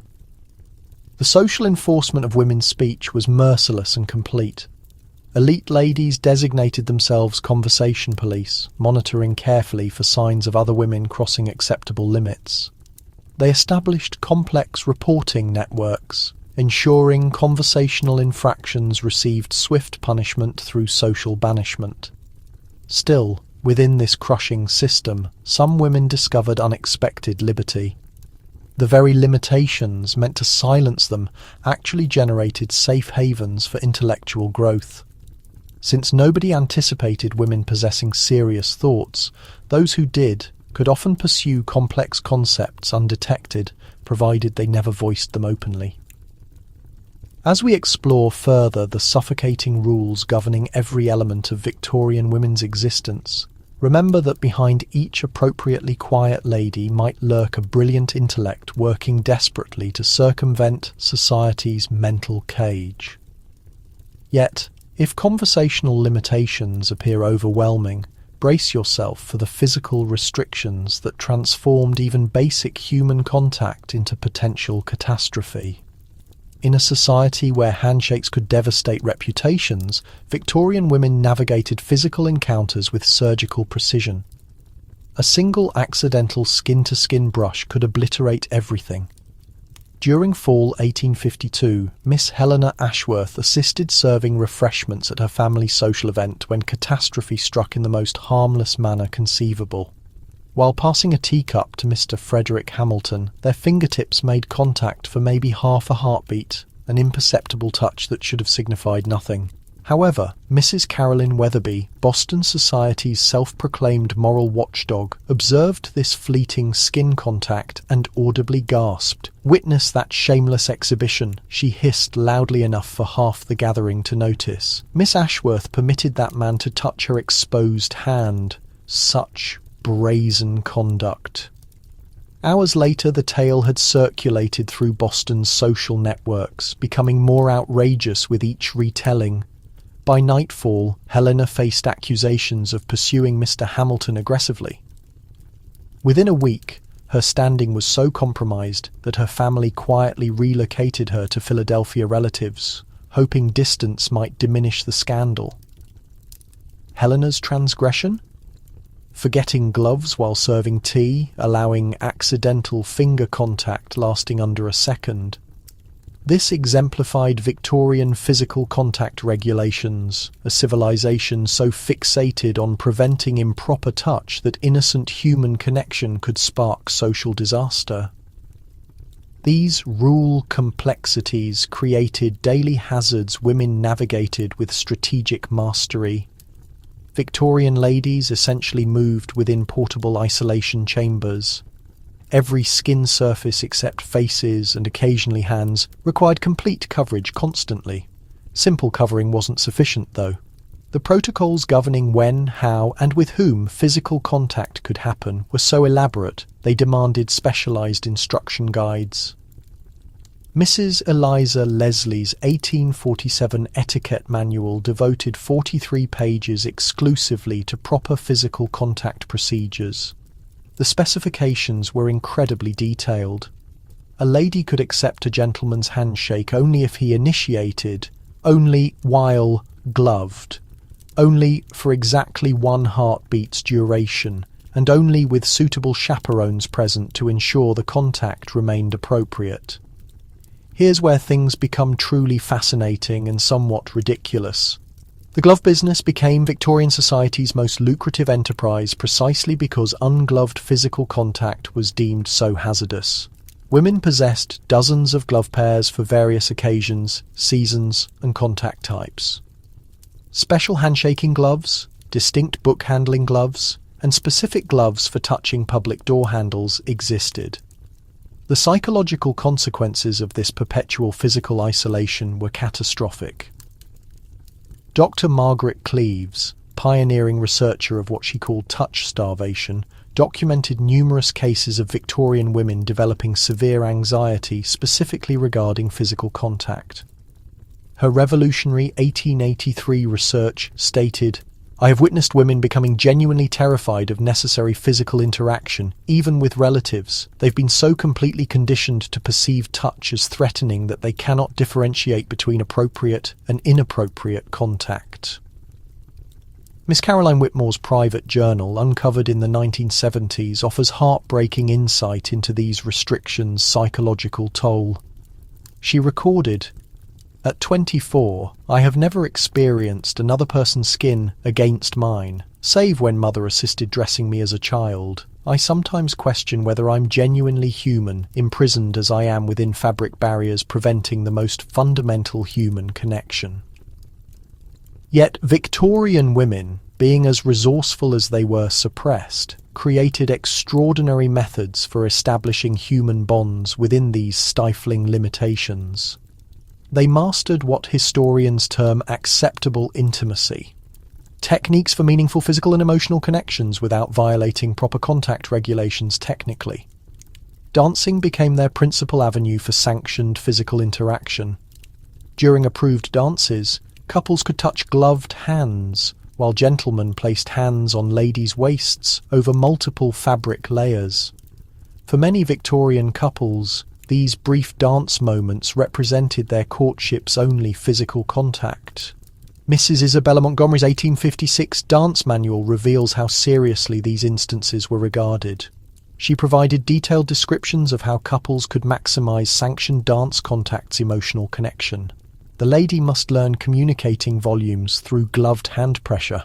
The gentleman must interpret the smallest postural variations and responses. What appears as simple dancing to observers actually represents the most sophisticated physical conversation form. Some couples became so proficient at this dance communication they could conduct complete emotional dialogues through hand pressure variations, subtle postural shifts, and precisely timed movements. It resembled learning a physical language requiring expression through fabric layers and social restrictions. The most creative women developed what they called indirect contact tactics. They would accidentally drop handkerchiefs for gentlemen to retrieve, creating brief proximity moments. They arranged requiring assistance with books or packages, permitting momentary contact during helping. Some mastered timing these accidents to generate connection opportunities without technically violating propriety standards. Miss Dorothy Richardson's sister correspondence documents these strategies with remarkable honesty. She wrote, "I have mastered requiring assistance at precisely optimal moments. Yesterday, I managed 3 separate help instances with my parasol, a dropped book, and carriage boarding, each creating brief but meaningful contact opportunities with Mr. Edwards while maintaining perfect propriety." The glove industry recognized this desperation for human connection and produced increasingly sophisticated products addressing it. They manufactured sensation gloves, ultra-thin silk gloves permitting more feeling while maintaining society's required technical barrier. These cost enormous sums but proved wildly popular among women craving enhanced tactile experience. Some manufacturers produced gloves with special fingertips that could be discreetly removed for brief direct contact moments, then quickly replaced. These convertible gloves were advertised through coded language in women's publications, marketed as providing enhanced dexterity for delicate work while actually offering forbidden skin contact opportunities. The most expensive gloves featured what manufacturers termed sensation windows, tiny palm openings coverable by decorative panels, allowing direct touch moments that could be quickly concealed. These cost today's equivalent of $500, but were so popular that custom order waiting lists extended for months. International contact rule variations created additional complications. American contact standards seemed scandalously permissive to European families, while European restrictions appeared impossibly harsh to Americans. Some internationally travelling families hired cultural contact advisors to navigate these differences without causing offence. Miss Alice Freeman's 1879 European tour diary documents the confusion these cultural differences generated. She recorded, "In London, I faced severe criticism for handshaking with gentlemen using casual American methods, while in Paris, the English formality I'd adopted was perceived as cold and offensive. I find myself paralysed by uncertainty, afraid to touch or be touched by anyone." Perhaps the most tragic element of these physical restrictions was their effect on family relationships. Even within families, physical affection faced severe limitations. Adult siblings, parents with children, and other relatives were expected to maintain formal physical boundaries, preventing natural love and comfort expressions. Mrs. Sarah Josepha Hale, Godey's Ladies' Book editor, documented this family isolation in private correspondence. "I yearn to embrace my adult daughters freely, to comfort them through touch during sadness, to demonstrate affection through natural gestures. Yet society demands even maternal love be expressed with proper reserve and physical distance. The medical establishment supported these restrictions through pseudoscientific theories about physical contact dangers. Physicians claimed excessive touching caused hysteria, moral corruption, and various mysterious ailments. These weren't fringe beliefs, but mainstream medical positions published in respected journals and taught in medical schools. Dr. William Acton, a prominent Victorian physician, wrote extensively about what he called tactile overstimulation, claiming women experiencing too much physical contact would develop nervous disorders and moral weakness. His 1857 medical guide stated, "The female constitution is so delicately balanced that improper physical contact can permanently damage both mental and physical health. This medical endorsement gave physical restrictions scientific authority, making them even harder to question or resist. Women expressing frustration with isolation were told they displayed symptoms of the very moral weakness the restrictions were designed to prevent. Still, some women found resistance methods within the system. They developed elaborate justifications for necessary contact. Health concerns requiring assistance, religious activities involving group participation, charitable work bringing contact with different social groups. These women became experts at finding physical restriction system loopholes. This physical isolation's psychological effects persisted far beyond the Victorian era itself. Many women living under these restrictions found normal physical relationship development difficult even after social attitudes shifted. They'd been so thoroughly trained to view touch as dangerous that they struggled enjoying normal human contact throughout their lives. As we continue examining the elaborate rule prison governing Victorian women's existence, remember that behind every properly distant lady was a human being starving for the most basic human connection form: simple, natural touch. Yet, if physical contact restrictions seem extreme, wait until you discover the Victorian ballroom battlefield.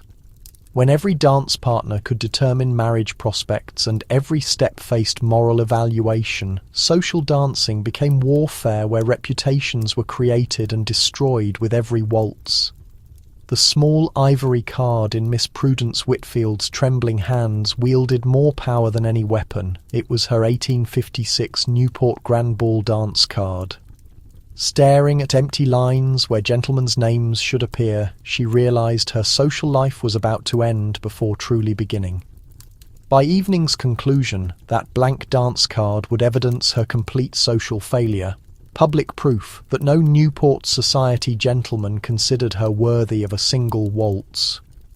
Across the ballroom, Miss Charlotte Morrison's dance card told a different disaster story. Her card was completely filled. Dangerously, scandalously filled. She'd accepted every invitation offered, not understanding that truly proper ladies should refuse some dances to avoid appearing desperate. By accepting all partners, Charlotte had branded herself forward and immodest. Both women had failed the Victorian ballroom test, but in completely opposite ways. In Victorian society, ballrooms weren't entertainment venues, but battlefields where marriages were arranged, fortunes won or lost, and reputations destroyed with every waltz misstep. The dance card system represented social warfare disguised as elegant entertainment. These small booklets, often decorated with silk ribbons and hand-painted florals, were actually detailed records of a woman's social worth. Every name written on dance cards was evaluated by society observers for strategic implications. Dancing with correct partners in proper order could launch women into social prominence. Wrong choices could exile them forever. Mrs. Maud Wood Park, writing in her private memoir about 1880s Boston society, described dance card psychology with remarkable insight. We approached each ball like generals planning military campaigns. Every potential partner was evaluated not just for personal appeal, but for the message his name on our card would send to other observers. We calculated which dances to accept, which to politely decline, and how to arrange our cards to create the most advantageous narrative of our social connections. Here's what makes this system absolutely mind-blowing.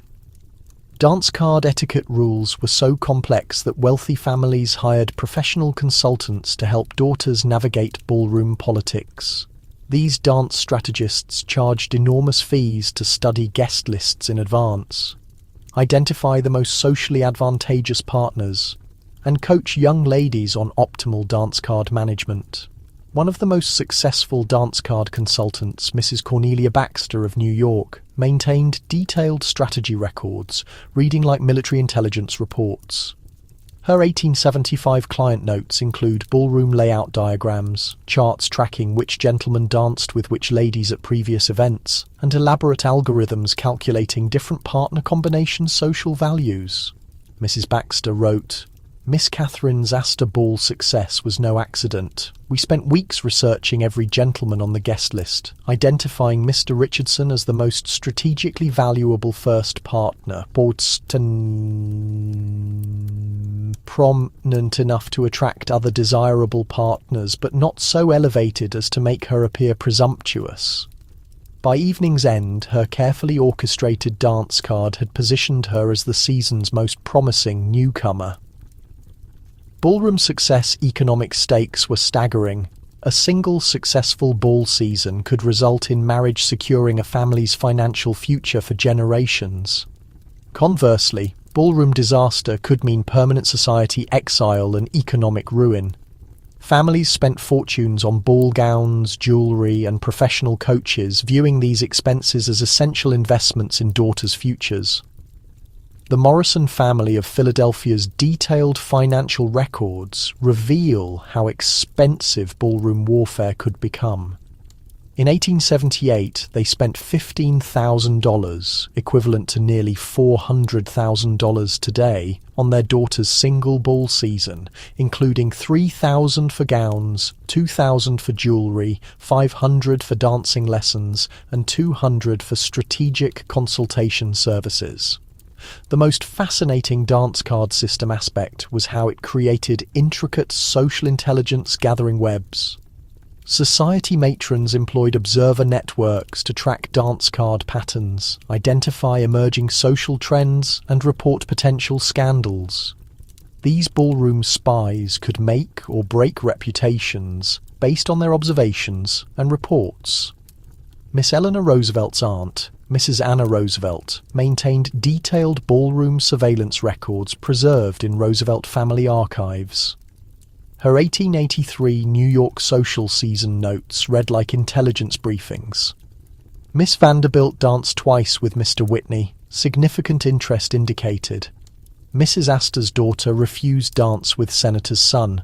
Possible family conflict. Watch for developments.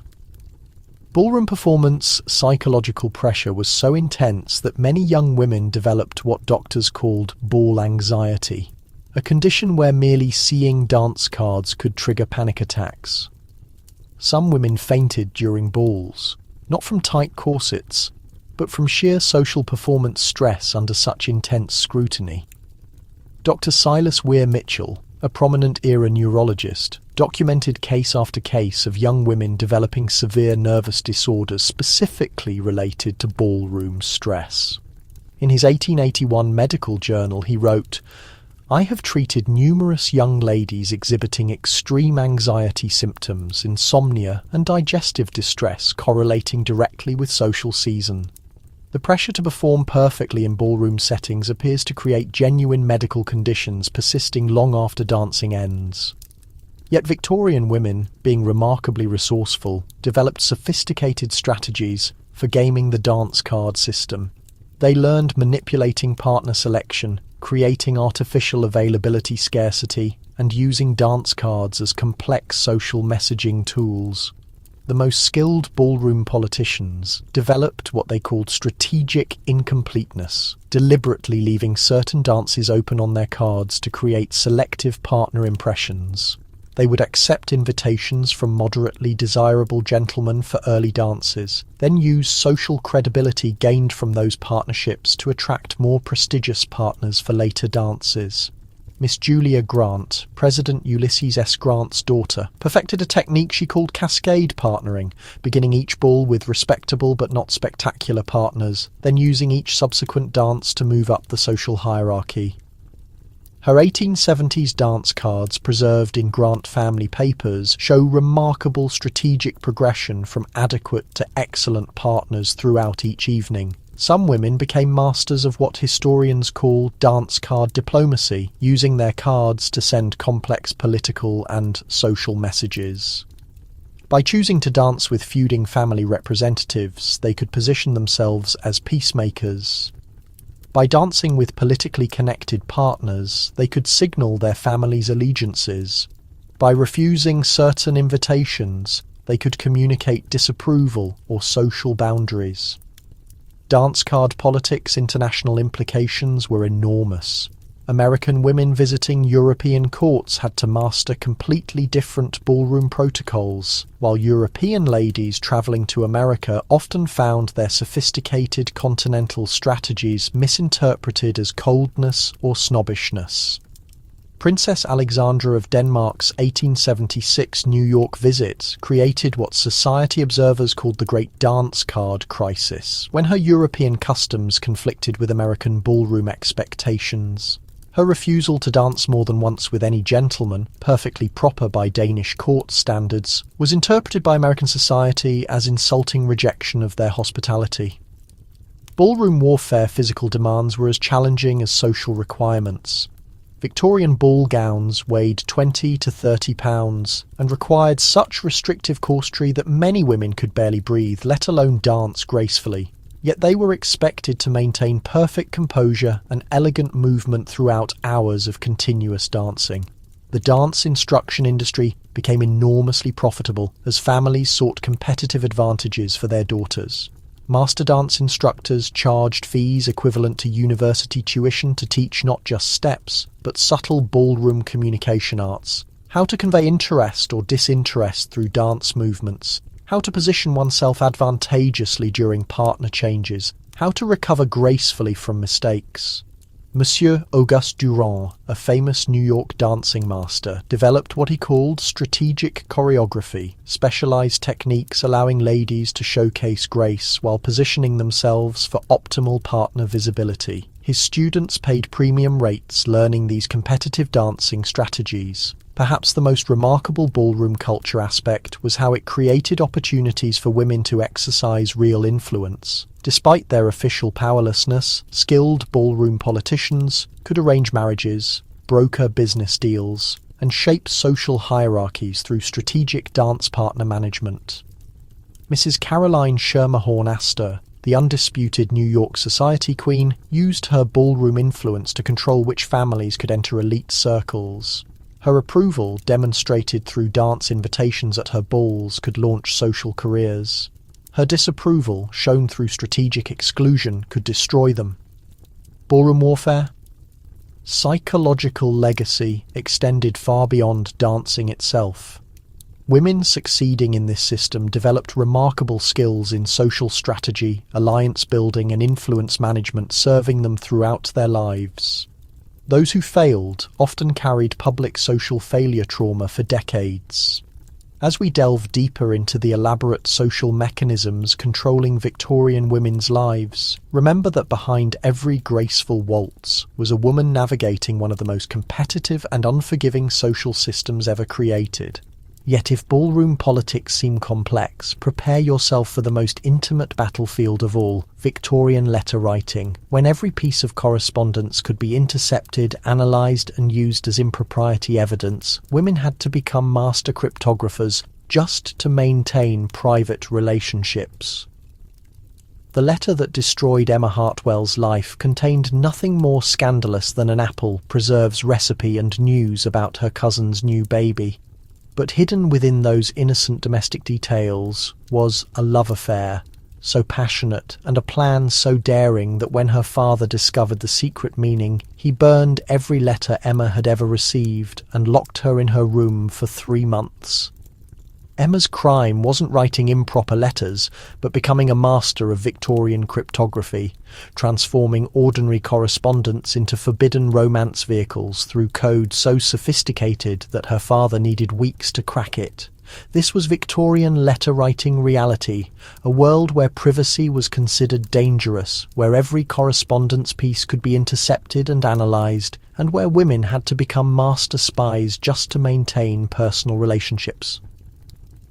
Victorian mail was not private. Parents routinely read daughters' letters, husbands monitored wives' correspondence, and even servants were encouraged to report suspicious postal activity. The concept of confidential communication was considered both impractical and morally questionable. If you weren't doing anything wrong, why would you need privacy? Mrs. Sarah Josepha Hale, the influential Godey's ladies' book editor, made this privacy invasion sound virtuous in her 1841 advice column.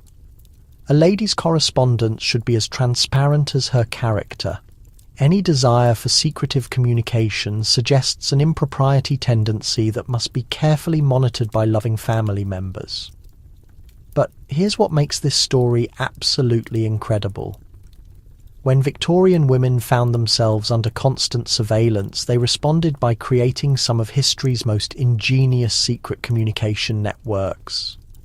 They transformed letter writing into a sophisticated art of rebellion, developing codes so brilliant that today's cryptographers still study them with fascination.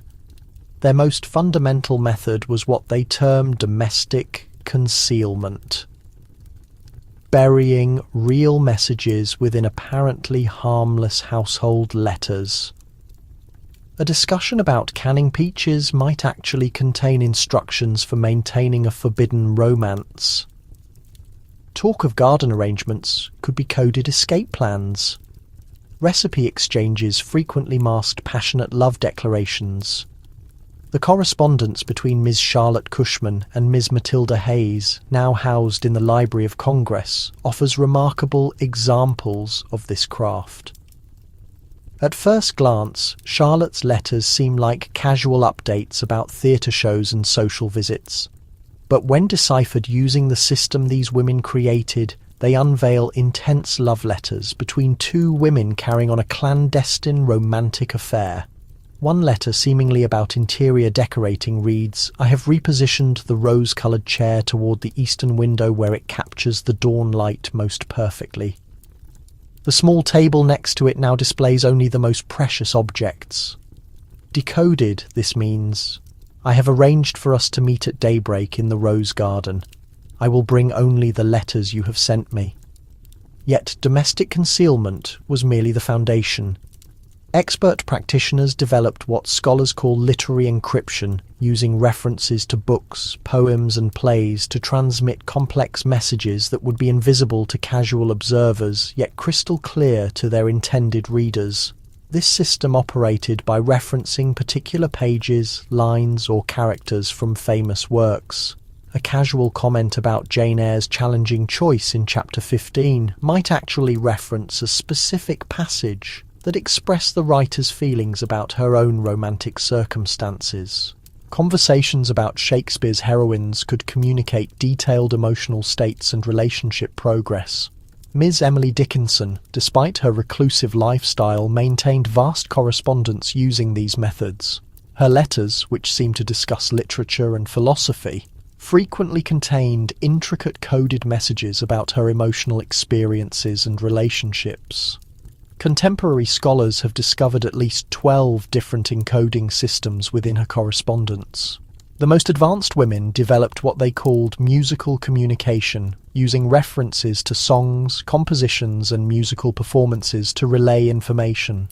Since music was deemed an acceptable feminine pursuit, letters filled with musical discussion appeared entirely innocent while actually conducting sophisticated covert correspondence. Mrs. Fanny Mendelssohn Hensel, sister of composer Felix Mendelssohn, employed musical coding in her correspondence with other female musicians throughout Europe. Her letters about musical compositions frequently contained detailed information about women's rights activities, business arrangements, and political views that would have been scandalous if stated directly. One of her letters, supposedly about a piano sonata, actually contains a coded message regarding organising a women's charity fund. The opening movement requires gentle fingering, but develops to unexpected power.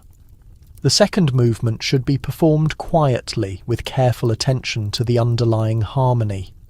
The finale demands bravery and accuracy, bringing all themes together in victorious conclusion.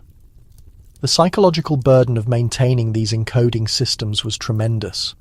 Women had to master multiple encryption methods, memorize complex reference systems, and maintain perfect consistency in their codes while appearing to write natural, spontaneous letters. A single error could expose entire networks of secret correspondence. Ms. Catherine Beecher's diary records the mental exhaustion of this constant cryptographic labour. "I find myself drained by the effort needed to compose even the simplest letter. Every word must be selected not only for its obvious meaning but for its hidden significance.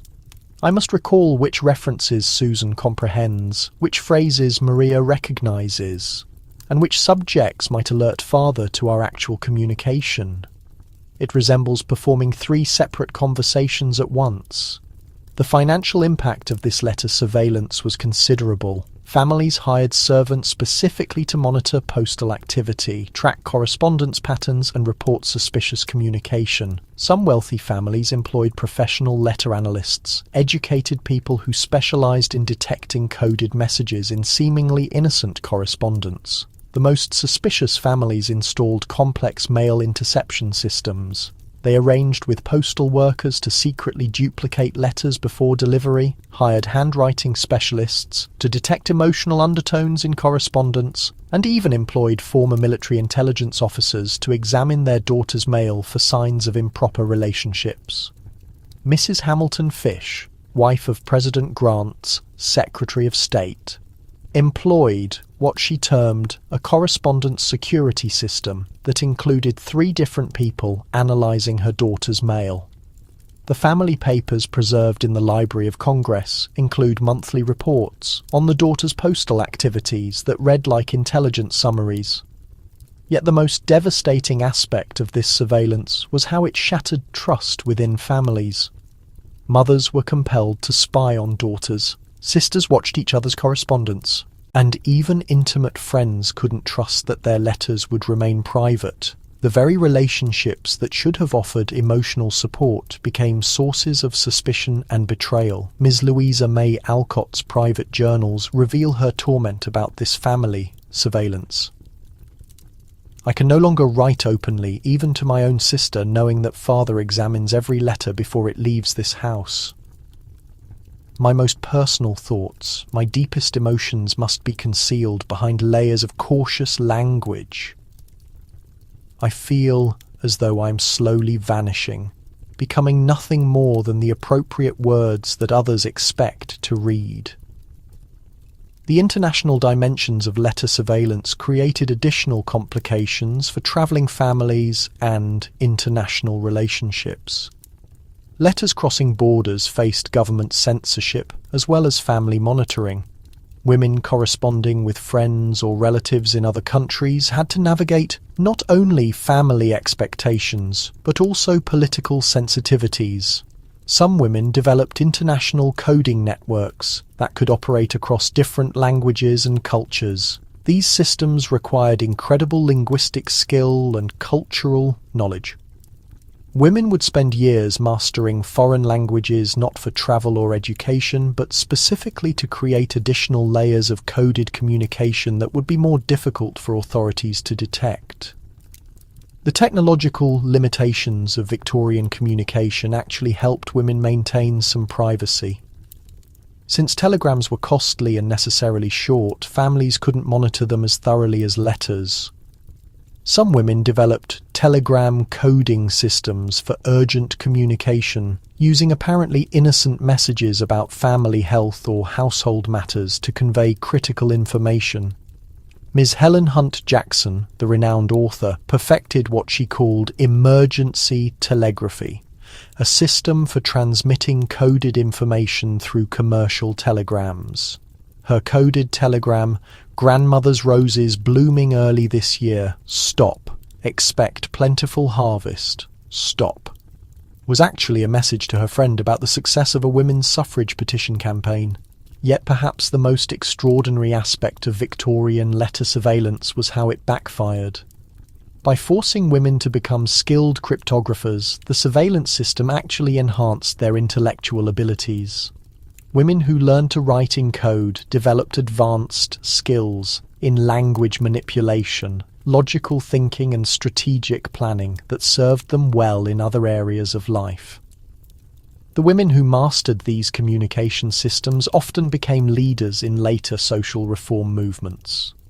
Their experience in covert organization, secure communication and network building proved invaluable when they began working for women's rights, charitable causes and social change. Dr. Frances Willard, who became a prominent temperance leader, attributed her organizational skills directly to her Victorian letter-writing experience. Years of conducting important conversations through coded correspondence taught me how to build networks, maintain security, and coordinate complex activities while appearing to pursue entirely innocent domestic interests.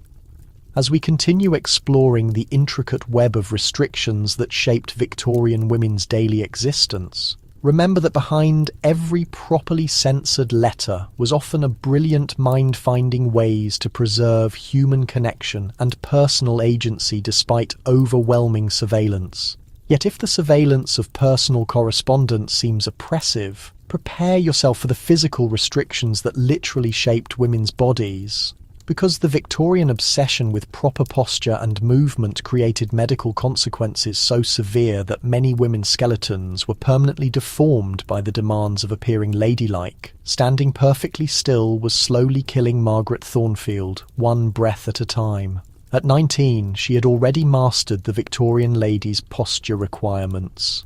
Shoulders back but not too stiff, spine straight but gracefully curved, head held high but not arrogantly tilted, arms positioned precisely at her sides. With hands folded at exact angles, she could maintain this proper position for hours during social calls, never slouching, never shifting, never allowing her body to betray any hint of discomfort or natural movement. What Margaret didn't realise was that her dedication to perfect, ladylike deportment was systematically destroying her skeleton.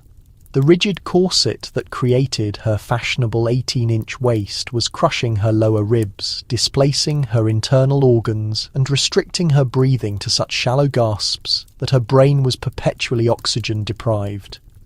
The steel spinal support built into her dress was forcing her vertebrae into an unnatural curve that would cause chronic pain for the rest of her life.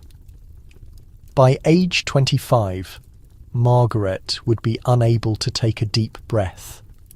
By 30, she would require assistance to walk upstairs. By 35, she would be classified as an invalid, spending her remaining years confined to specially designed chairs that supported her irreversibly damaged spine. Margaret's tragedy was that she followed every rule perfectly, and that perfect adherence to Victorian posture requirements was literally a form of slow-motion torture. The Victorian obsession with ladylike posture wasn't just about appearance. It was about creating physical proof of a woman's moral character through her body's rigid control. A lady who could maintain perfect posture despite discomfort was demonstrating her superior breeding, self-discipline, and spiritual refinement. Slouching, shifting, or showing any sign of physical discomfort was evidence of moral weakness. Mrs. Harvey Newcomb's 1848 Etiquette Guide, the Young Lady's Guide to Harmonious Development, laid out the physical requirements with military precision. A lady's spine should form a gentle S-curve, maintained without effort or consciousness. Her shoulders must remain level and drawn slightly back, creating an elegant line from neck to waist. Her neck should be elongated, supporting the head in a position that suggests both dignity and submission. Any deviation from this posture indicates poor breeding and insufficient self-control.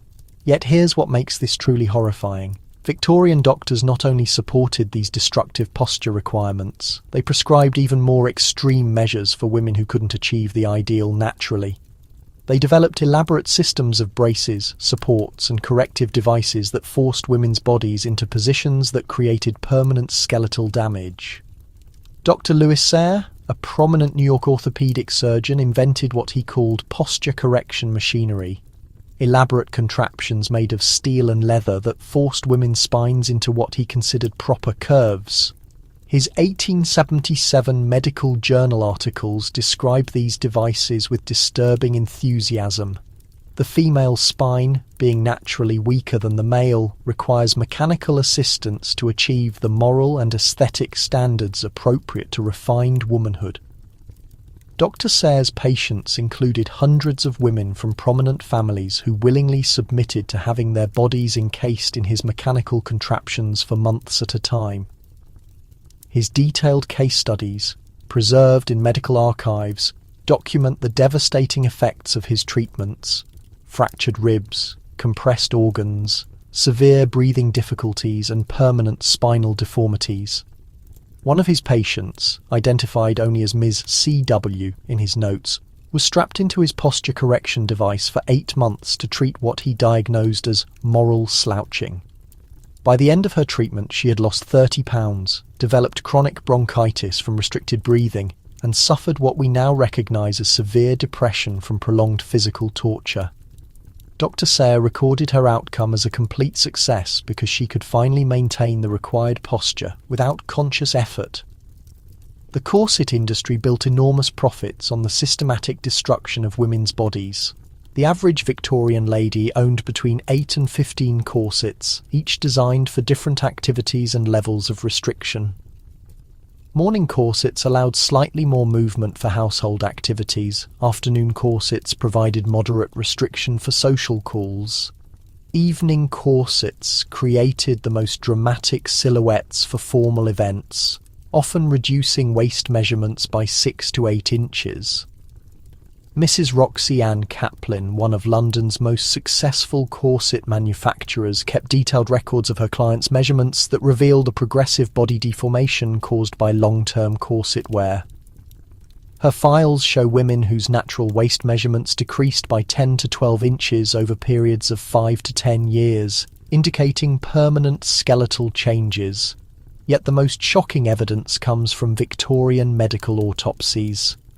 Dr. Robert Dickinson, who conducted detailed anatomical studies of deceased Victorian women, documented systematic organ displacement in over 90% of his subjects. He found livers compressed into unnatural shapes, ribs bent inward at impossible angles, and spinal columns curved so severely that normal organ function was impossible. Dr. Dickinson's 1887 medical report states, "I have never examined the body of a lady from fashionable society whose internal anatomy has not been permanently altered by corseting. The degree of deformity varies, but some level of organ displacement and skeletal damage appears universal among women who have maintained proper posture requirements throughout their lives." The breathing restrictions caused by Victorian posture requirements created what doctors called fashionable consumption, a condition that mimicked tuberculosis but was actually caused by chronic oxygen deprivation. Women developed the pale, ethereal appearance that was considered beautiful, not realizing they were slowly suffocating themselves. Ms. Caroline Norton, a prominent writer of the era, documented her own experience with posture-induced breathing problems in her private medical diary. "I find that maintaining proper carriage allows me only the most shallow breathing. After social events requiring extended proper posture, I often experience dizziness, heart palpitations, and a peculiar floating sensation. My physician assures me these symptoms indicate my successful achievement of refined feminine delicacy." The walking requirements were equally destructive.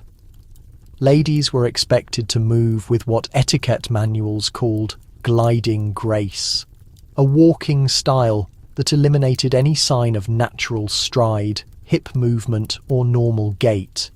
This required shortening steps to mere inches, keeping legs perfectly straight and moving without any visible effort or exertion. Mrs. Eliza Leslie's walking instruction manual described the proper technique. A lady should appear to float rather than walk, her feet barely visible beneath her skirts, her movement so smooth and controlled that observers cannot detect the mechanics of locomotion. Each step should be precisely controlled, creating the illusion that she moves through divine grace rather than physical effort. Achieving this floating walk required developing artificial muscle patterns that were biomechanically devastating. Women had to suppress their natural gait, engage their core muscles continuously, and maintain rigid spinal alignment while moving. This unnatural movement pattern caused chronic hip problems, back pain, and leg muscle atrophy. The medical evidence for walking-related injuries in Victorian women is overwhelming. Hospital records from London, New York, and Boston show dramatically higher rates of hip disorders, spinal problems, and leg muscle weakness in women compared to men. These weren't natural age-related changes. They were the direct result of spending decades walking in ways that contradicted normal human biomechanics. Dr. Mary Putnam Jacobi, one of the first women to study female-specific medical issues, conducted groundbreaking research on Victorian posture-related injuries. Her 1886 study followed 200 women over a 10-year period, documenting the progressive physical damage caused by maintaining proper ladylike deportment. Dr. Jacobi's findings were shocking. 78% of her subjects developed chronic back pain by age 30. 65% experienced breathing difficulties that interfered with normal activities. 45% developed what she termed deportment disabilities, physical limitations directly caused by years of maintaining artificial posture and movement patterns. Yet perhaps the most tragic aspect of these physical restrictions was how they affected women's relationship with their own bodies. Victorian ladies were trained from childhood to ignore physical discomfort, to suppress natural movement impulses, and to view their bodies as objects to be controlled rather than lived in. Ms. Charlotte Perkins Gilman, who later became a prominent feminist writer, documented her own struggle with Victorian body training in her adolescent diary. "I find myself constantly fighting against my body's natural inclinations. When I want to stretch, I must remain rigid. When I need to breathe deeply, I must maintain shallow, ladylike breathing. When I feel like running or jumping, I must glide with proper restraint. I am becoming a stranger to my own physical self." The international variations in posture requirements created additional challenges for travelling families. American posture standards were considered too relaxed by European families, while European requirements seemed impossibly rigid to Americans. Some families hired posture consultants to help their daughters adapt to different cultural expectations without causing permanent damage. The economic cost of maintaining proper posture was enormous.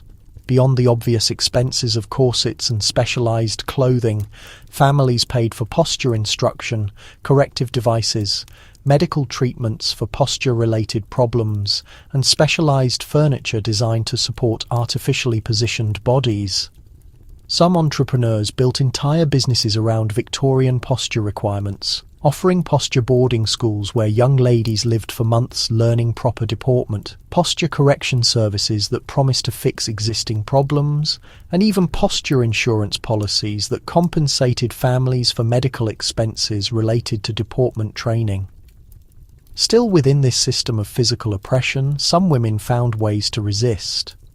They developed discrete exercises that could be performed while maintaining proper appearance, learned breathing techniques that maximized oxygen intake within corset restrictions, and created support networks where women could safely discuss and address the physical damage caused by beauty requirements.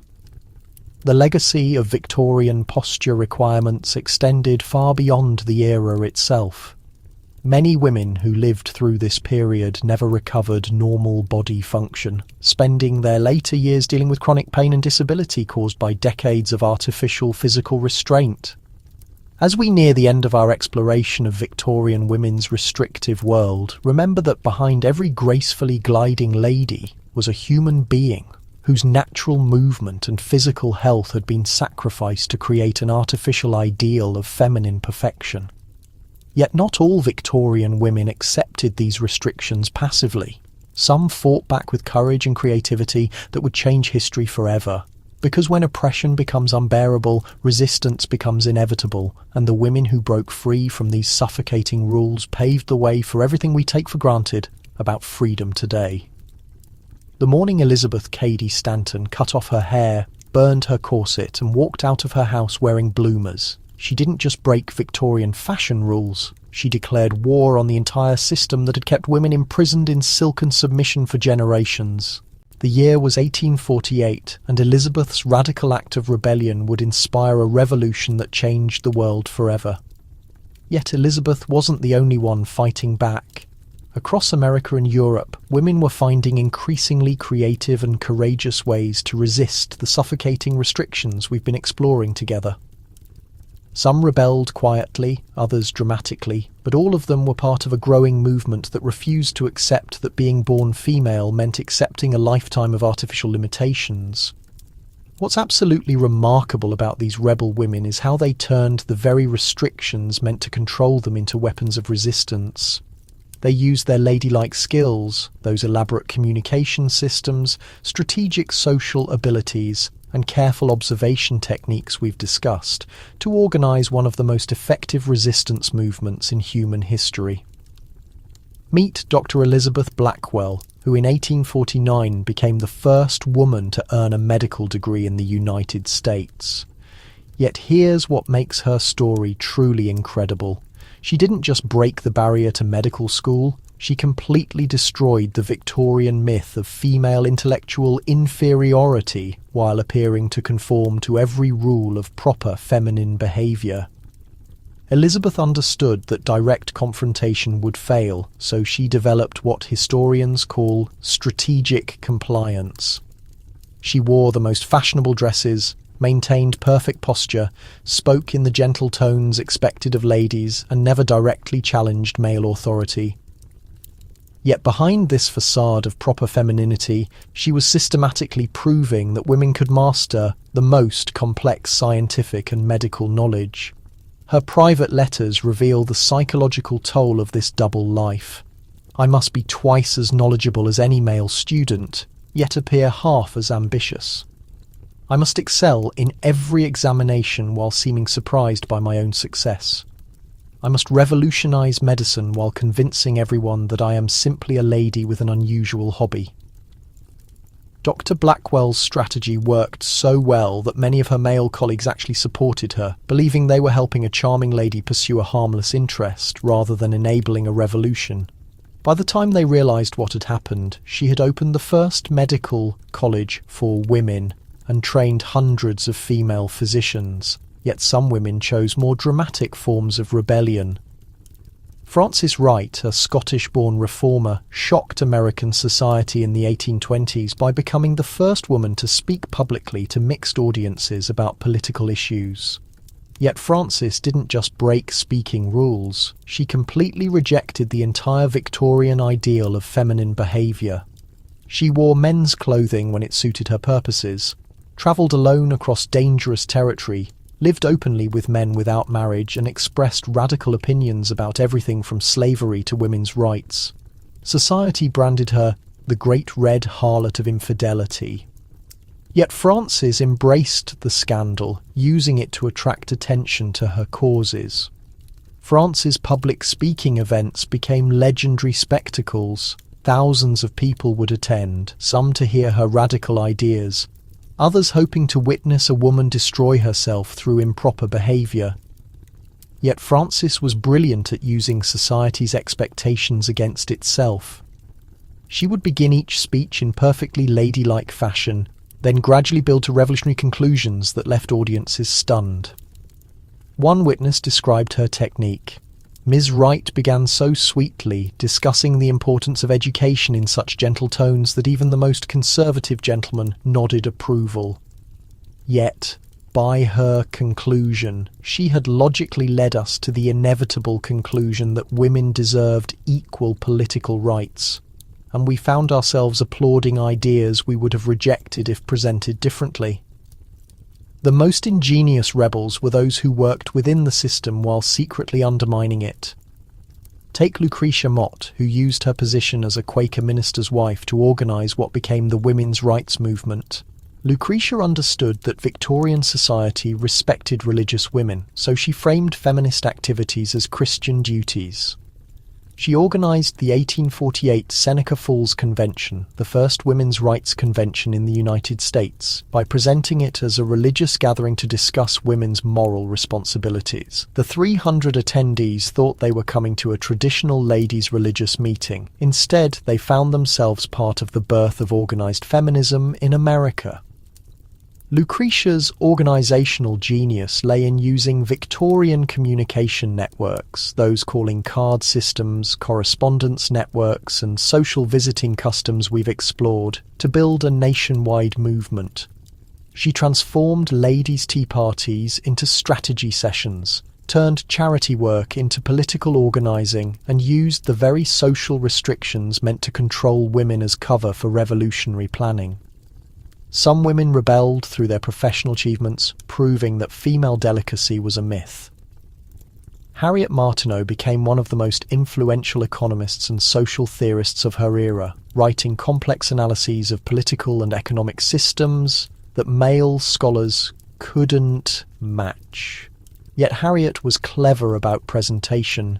She published her radical economic theories as humble observations rather than arguments, allowing male readers to accept her ideas without feeling threatened. Her technique was psychological genius. Instead of declaring, "I believe the economic system is unjust," she would write, "I have observed curious inconsistencies in economic arrangements that perhaps deserve masculine analysis." Male economists would then develop her ideas further, often without realizing they were building on concepts originated by a woman. The fashion revolutionaries proved especially powerful because they targeted the most obvious symbols of women's subjugation. Amelia Bloomer didn't merely design the famous Bloomer outfit. She sparked an entire movement of women who rejected clothing that harmed their health or limited their mobility. The revolutionary Bloomer ensemble featured a knee-length dress worn over comfortable trousers, removing the necessity for corsets and enormous skirts. Yet Amelia approached its promotion strategically. She didn't frame bloomers as a radical feminist declaration. Instead, she marketed them as a practical health advancement that would enable women to become better wives and mothers. Her publication, The Lily, championed dress reform through medical reasoning and domestic efficiency arguments. She featured testimonials from physicians endorsing comfortable clothing and from husbands whose wives had grown healthier and more vigorous after abandoning corsets. By presenting rebellion as domestic enhancement, Amelia made it socially acceptable for women to reject physically harmful fashion demands. The global extent of women's revolt was extraordinary. In France, George Sand shocked society by donning men's attire and smoking cigarettes publicly while maintaining a successful novelist career. In England, Mary Wollstonecraft had previously authored A Vindication of the Rights of Woman in 1792, establishing intellectual foundations for future rebels. However, perhaps the most successful rebels were those who collaborated to establish alternative systems. The women's club movement during the late Victorian period created parallel social frameworks where women could practice leadership, explore forbidden subjects, and develop abilities that society typically denied them. These clubs seemed to be harmless ladies' improvement societies focused on literature, art, and charitable endeavours. Yet they actually operated as women's universities, business networks, and political organisations. Members acquired public speaking, financial management, organisational leadership, and strategic planning abilities that prepared them for expanded societal roles. The General Federation of Women's Clubs, established in 1890, ultimately encompassed over 1 million members throughout the United States. These women utilised their domestic concerns as justification for political involvement, contending that family protection required addressing issues like sanitation, education, and political corruption. Some of the most courageous rebels were working-class women who couldn't afford gradual reforms luxury. The Lowell Mill workers in Massachusetts organised some of America's earliest labour strikes, demanding improved working conditions and fair compensation. These women confronted not only economic retaliation, but also social condemnation for violating feminine passivity expectations. Sarah Bagley, a mill worker who became a prominent labour organiser, employed Victorian communication methods to coordinate strikes across multiple factories. She arranged what appeared to be social visits among factory workers, but was actually strategic planning for labour actions. Her skill in using feminine social conventions as camouflage for radical organising made her among her era's most effective labour leaders. The psychological bravery required for Victorian rebellion cannot be understated. These women confronted complete social exclusion, economic devastation, and sometimes physical peril for challenging established norms. They had to overcome not just external resistance, but also internal programming that declared resistance unnatural and wrong. Many rebellious women documented their choices' emotional toll. Susan B. Anthony wrote about the isolation of constant criticism and misunderstanding. There are days when I question whether progress's price justifies the personal cost of being perpetually labelled as unnatural, unwomanly, dangerous. It demands a strength I sometimes fear I lack. Yet these women persevered because they recognised their individual sacrifices were creating opportunities for future generations. They willingly accepted being branded as failures as women to expand the definition of what women could achieve. These Victorian rebels' legacy surrounds us today. Every time a woman freely expresses her thoughts, pursues higher education, selects her own clothing, or participates in politics, she exercises freedoms that seemed impossible merely 150 years ago. But here's what might astonish you. Despite all the advancement these brave women accomplished, many restrictions they battled haven't completely vanished. They've simply evolved, becoming more subtle while still influencing how women are expected to behave, dress, and present themselves in modern society. As we conclude our exploration through Victorian women's etiquette's bizarre and restrictive world, let's examine how these historical limitations continue echoing in contemporary life, and why understanding this past is essential for recognizing invisible rules that still shape women's lives today. When Sarah entered her office meeting last Tuesday wearing a vibrant red dress, she had no idea she was about to encounter a Victorian etiquette rule that refuses to disappear. Her male colleague's initial comment wasn't about her presentation or ideas. It concerned her bold colour selection and whether she was attempting to make a statement. Another co-worker whispered that the dress was excessive for the workplace. By lunch, Sarah questioned whether her clothing had somehow compromised her professional credibility. What Sarah didn't realise was that she had just encountered Victorian colour restrictions ghost, where women wearing bright colours were considered attention-seeking and morally questionable. Over 150 years later, that same judgment still operated in her modern workplace, disguised as professional dress standards. This reveals the disturbing truth about Victorian women's restrictions. They didn't vanish when the era concluded. They evolved, adapted, and discovered new ways to influence how women are expected to behave, dress, and present themselves in the 21st century. Recognizing these connections isn't merely fascinating history. It's vital for understanding invisible forces that still shape women's lives today. Let's begin with something that might shock you about modern dress codes. Enter any corporate office and you'll discover detailed guidelines about appropriate women's attire that would make Victorian etiquette writers proud. Women's clothing must not be distracting, too revealing, or unprofessional, language echoing Victorian obsession with controlling female appearance to prevent moral corruption.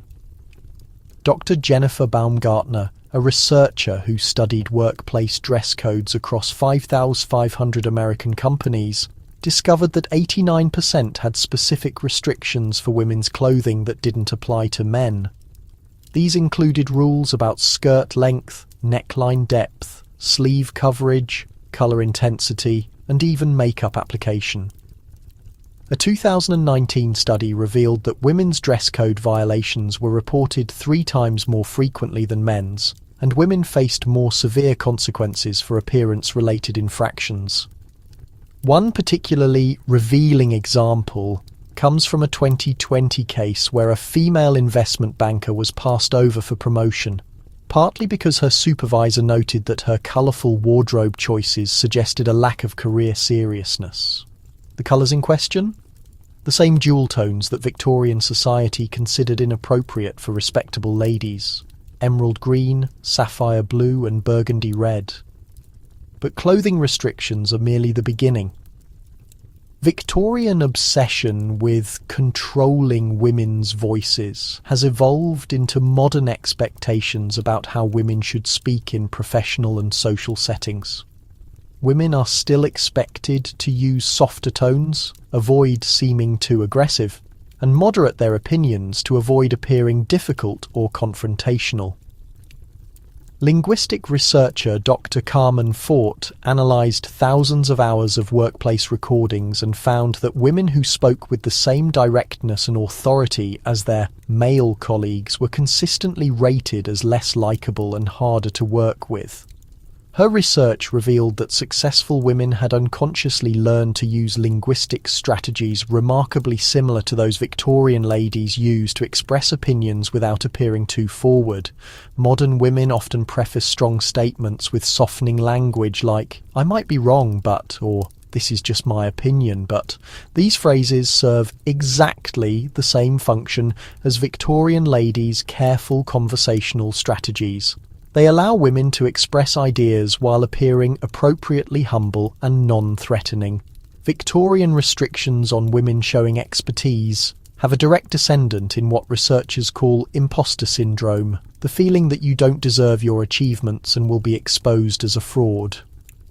While this affects people of all genders, studies consistently show it impacts women disproportionately, particularly in fields traditionally dominated by men.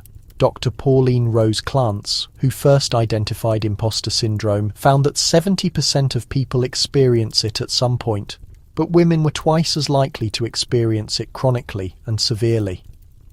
Her research suggested this stems partly from historical conditioning that taught women to doubt their own capabilities and downplay their achievements to avoid seeming unfeminine.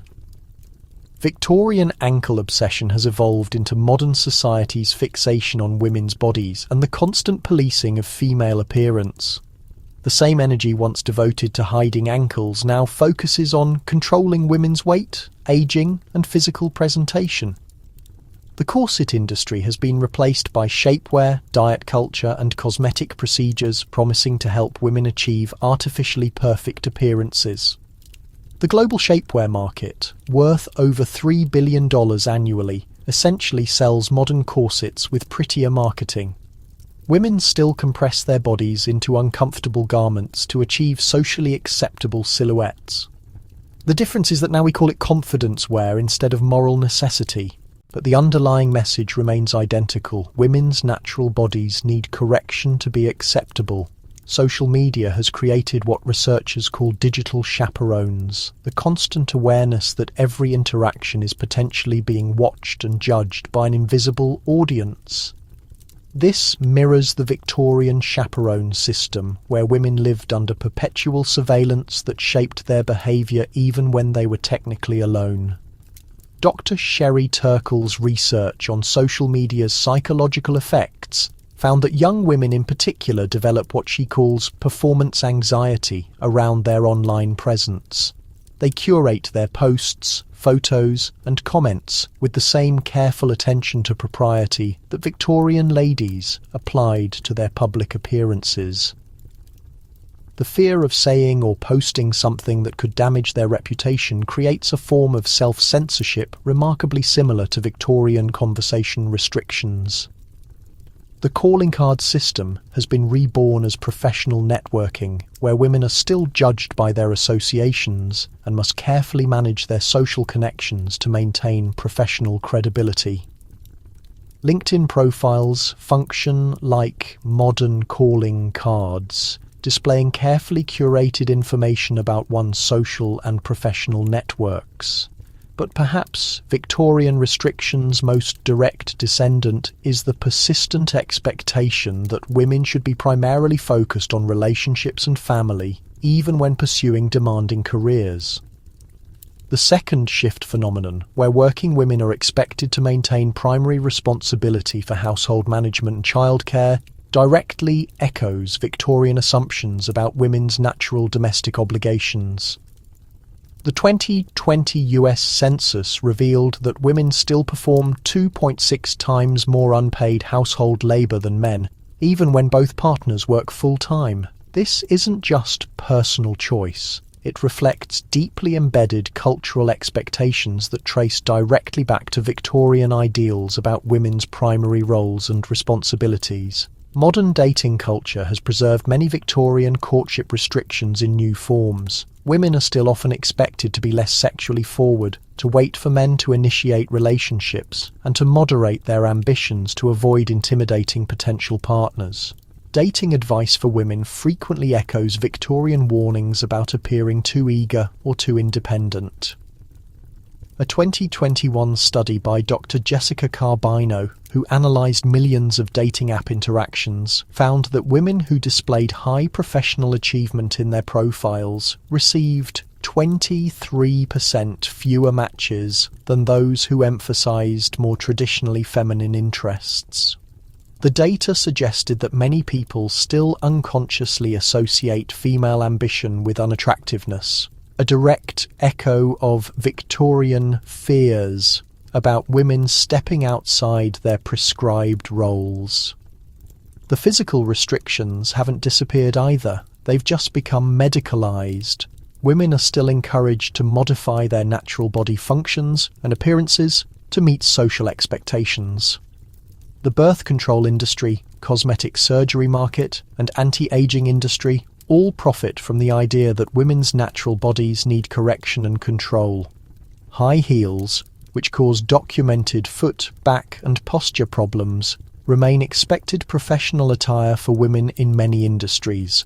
The medical evidence against prolonged high heel wearing mirrors Victorian doctors' warnings about corsets. Yet social pressure to wear them persists. Some companies have only recently stopped requiring high heels as part of women's dress codes, and many women still feel professional pressure to wear them. The mourning requirements have evolved into expectations about how women should handle emotional pain and trauma. Women are often expected to process grief, depression, and trauma in ways that don't inconvenience others or challenge social comfort. Victorian requirements to perform appropriate levels of sorrow have become modern pressure to bounce back quickly from difficult experiences while maintaining professional and social obligations. Even conversation restrictions persist in subtle forms. Women who speak passionately about political issues are often labelled shrill or hysterical. Language that directly echoes Victorian warnings about women becoming too emotional about inappropriate subjects. Female politicians and public figures face scrutiny about their tone, demeanour, and emotional expression that their male counterparts rarely experience. The international scope of these persistent restrictions is remarkable. Studies from countries across Europe, Asia, and the Americas show similar patterns of evolved Victorian restrictions affecting women's professional and personal lives. The specific details vary by culture, but the underlying theme of controlling and limiting women's behaviour through social pressure remains consistent. What makes these modern restrictions particularly insidious is their invisibility. Unlike Victorian rules, which were explicitly stated and socially acknowledged, today's restrictions operate through subtle social cues, implicit biases, and internalized expectations that many people don't consciously recognise. Dr. Virginia Valian's research on gender schemas, unconscious mental frameworks that shape how we perceive and evaluate men and women, revealed that these biases affect everything from job evaluations to social interactions, often without anyone realising it's happening.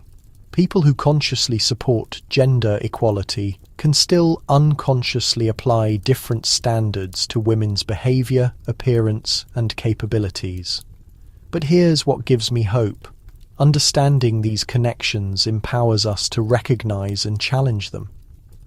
When we see how Victorian restrictions evolved rather than disappeared, we can identify their modern forms and make conscious choices about whether to accept or resist them. The women who fought Victorian restrictions didn't just win freedom for themselves, they began a transformation process that continues today. Every time a modern woman recognises an invisible restriction and chooses to challenge it, she's continuing the work that Elizabeth Cady Stanton, Dr. Elizabeth Blackwell, and countless other rebels began over a century ago. As we conclude our journey through Victorian women's etiquette's strange, restrictive and ultimately transformative world, let's reflect on what we've learned about control's persistence, resistance's power, and the ongoing struggle for genuine equality that connects us directly to those brave women who refused to accept that being born female meant accepting a lifetime of artificial limitations. Tonight, as you prepare for sleep, I want you to think about Emma Watson walking onto the United Nations stage in 2014 to deliver her he for she speech about gender equality. As she stood there in her simple black dress, speaking with quiet confidence about women's rights, she was doing something that would have been absolutely impossible for a Victorian woman, using her own voice, in her own words, to challenge the world's most powerful leaders about women's place in society. But here's what makes Emma's moment even more remarkable. Every word she spoke, every gesture she made, every choice about how to present herself was still being filtered through Victorian restrictions echoes we've explored together tonight. The criticism she faced afterward about her appearance, her tone, whether she was too young or too privileged to speak on these issues, came directly from the same social mechanisms that once silenced women with dance cards and chaperones. The difference is that Emma had something Victorian women could only dream of, the choice to speak anyway. This is what I find most incredible about our journey through Victorian women's restrictions tonight. Every single bizarre rule we've explored, from hidden ankles to strategic fainting, from toxic beauty standards to forbidden conversations, was ultimately about one thing: controlling women's choices. The specific methods changed over time, but the underlying goal remained the same: to convince women that their natural impulses, thoughts and desires were somehow dangerous and needed to be managed by others. But here's the twist that would probably surprise those Victorian rule makers. Their oppressive system accidentally created some of the most resourceful, intelligent and strategically brilliant women in history. When you force people to communicate in code, they become master communicators. When you require them to navigate complex social systems, they develop extraordinary social intelligence. When you demand that they find subtle ways to resist, they become incredibly creative problem solvers. The Victorian women we've met tonight, the ones who turned fainting into communication tools, who created secret languages with fans, who conducted love affairs through apple preserve recipes, weren't victims. They were some of the most sophisticated resistance fighters who ever lived. They took every restriction placed on them and found ways to use it for their own purposes. Dr. Gerda Lerner, the pioneering women's historian, spent decades studying how women have always found ways to exercise agency, even within the most restrictive systems. Her research revealed that women's resistance has been the quiet, persistent force driving social change throughout history. She wrote, "Women have never been passive victims of oppression. Even in the darkest periods of restriction, they found ways to create meaning, build relationships, and push against the boundaries that confined them. This pattern continues today in ways that would make those Victorian rebels proud. When modern dress codes try to control women's appearance, women find creative ways to express themselves within the restrictions. When workplace cultures discourage women from speaking directly, they develop influential communication strategies that get results. When social media creates new forms of surveillance and judgment, women build supportive communities that provide alternatives to mainstream approval. The Me Too movement is perhaps the most powerful example of this continuing resistance tradition. Women who had been silenced by fear, shame, and social pressure found ways to use modern communication tools to break their silence. Collectively, they turned social media, a platform that often amplifies judgment and restriction, into a tool for sharing truth and demanding accountability. Dr. Tarana Burke, who founded the Me Too movement, has explicitly connected her work to the historical tradition of women's resistance. She said, "Every woman who speaks up today stands on the shoulders of countless women who found ways to resist in their own time, with their own tools. We're not the first generation to refuse to accept unacceptable treatment. We're we're just the first with these particular platforms. But perhaps the most important lesson from our Victorian journey is how these restrictions affected not just individual women, but entire societies. When you systematically waste half your population's intellectual, creative, and leadership potential, everyone suffers. The economic, scientific, and cultural progress that was lost because brilliant women were forced to hide their capabilities is incalculable. Modern research on gender equality consistently shows that societies with greater gender equality are more prosperous, more innovative, and more stable. Companies with women in leadership positions consistently outperform those without. Countries with higher female education and workforce participation have stronger economies and healthier populations. This isn't just about fairness, it's about effectiveness. The Victorian system of restricting women wasn't just cruel, it was also incredibly wasteful and counterproductive. Yet I don't want to end our journey tonight on a note of anger about past injustices. Instead, I'm filled with admiration for the extraordinary women who lived through these restrictions and found ways to create meaning, love, and progress despite them. Their stories remind us that human creativity and resilience can flourish even under the most challenging circumstances. Think about Mrs. Catherine Morrison, who we met earlier, developing those elaborate library meeting systems with her beloved Edward. Think about the literary ladies of Concord conducting graduate-level philosophical discussions disguised as needlework circles. Think about Dr. Elizabeth Blackwell revolutionising medicine while convincing everyone she was just a lady with an unusual hobby. These women didn't wait for permission to live meaningful lives. They didn't wait for society to change before they started changing it themselves. They worked with what they had, used the tools available to them, and created possibilities that hadn't existed before. Their example offers profound lessons for anyone facing restrictions or limitations today. Whether those restrictions come from gender expectations, racial discrimination, economic constraints, family pressures, or personal circumstances, Victorian women's strategies remain relevant. Find creative ways to work within the system while subtly undermining it. Build alliances with others facing similar challenges. Use society's own tools against its limitations and never stop believing that change is possible. But most importantly, their stories remind us that individual acts of resistance, however small they might seem, contribute to larger transformations that can take generations to complete. Every Victorian woman who refused to faint on command, who wrote coded love letters, who spoke her mind despite social pressure, was participating in a movement that would eventually give women the vote. Access to education, career opportunities, and legal rights that seemed impossible in their lifetimes. As you think about the women in your own life, your mothers, daughters, sisters, friends, colleagues, remember that they're all inheritors of this incredible legacy of resistance and resilience.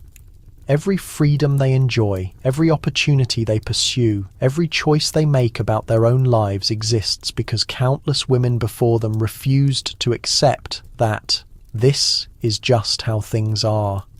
And if you're a woman listening to this story, remember that you're part of this continuing tradition every time you speak up for yourself. Pursue your goals despite discouragement or refuse to accept limitations that seem artificial or unfair. You're honouring the memory of those Victorian women who dreamed of exactly the freedoms you now possess. The restrictions they faced may seem absurd to us now, but they felt just as real and permanent to the women living under them as any limitations feel to us today. Their courage in challenging what seemed unchangeable should inspire us to question what we accept as unchangeable in our own time. The fight for genuine equality, not just legal equality, but the deeper cultural transformation that allows all people to live authentically and pursue their full potential, continues today. It's being waged in workplaces and classrooms, in families and communities, in legislatures and boardrooms, and in the daily choices that each of us makes about how to treat ourselves and others. So tonight, as you rest, Carry with you the memory of those remarkable Victorian women who refused to be silenced, who found light in darkness, who created beauty despite restriction, and who never stopped believing that a better world was possible. Their courage lives on in every woman who refuses to be diminished, and their dreams have become our reality. Thank you for joining me on this incredible journey through the hidden world of Victorian women's etiquette. These stories of restriction and resistance, of suffering and strength, remind us that understanding our past is essential for creating our future. I hope these tales have given you new appreciation for the freedoms we sometimes take for granted and new inspiration for the challenges we still face. The women we've met tonight would be amazed by how far we've come, and they'd probably have some excellent strategic advice for how to keep moving forward. Sweet dreams, and I'll see you soon for our next journey into the fascinating, surprising, and often shocking stories that shape our world. Until then, remember, every restriction was made by humans, and every restriction can be changed by humans. The Victorian women proved that truth with their lives, and their legacy lives on in all of us. Sleep well, knowing that you're part of this continuing story of human courage and transformation.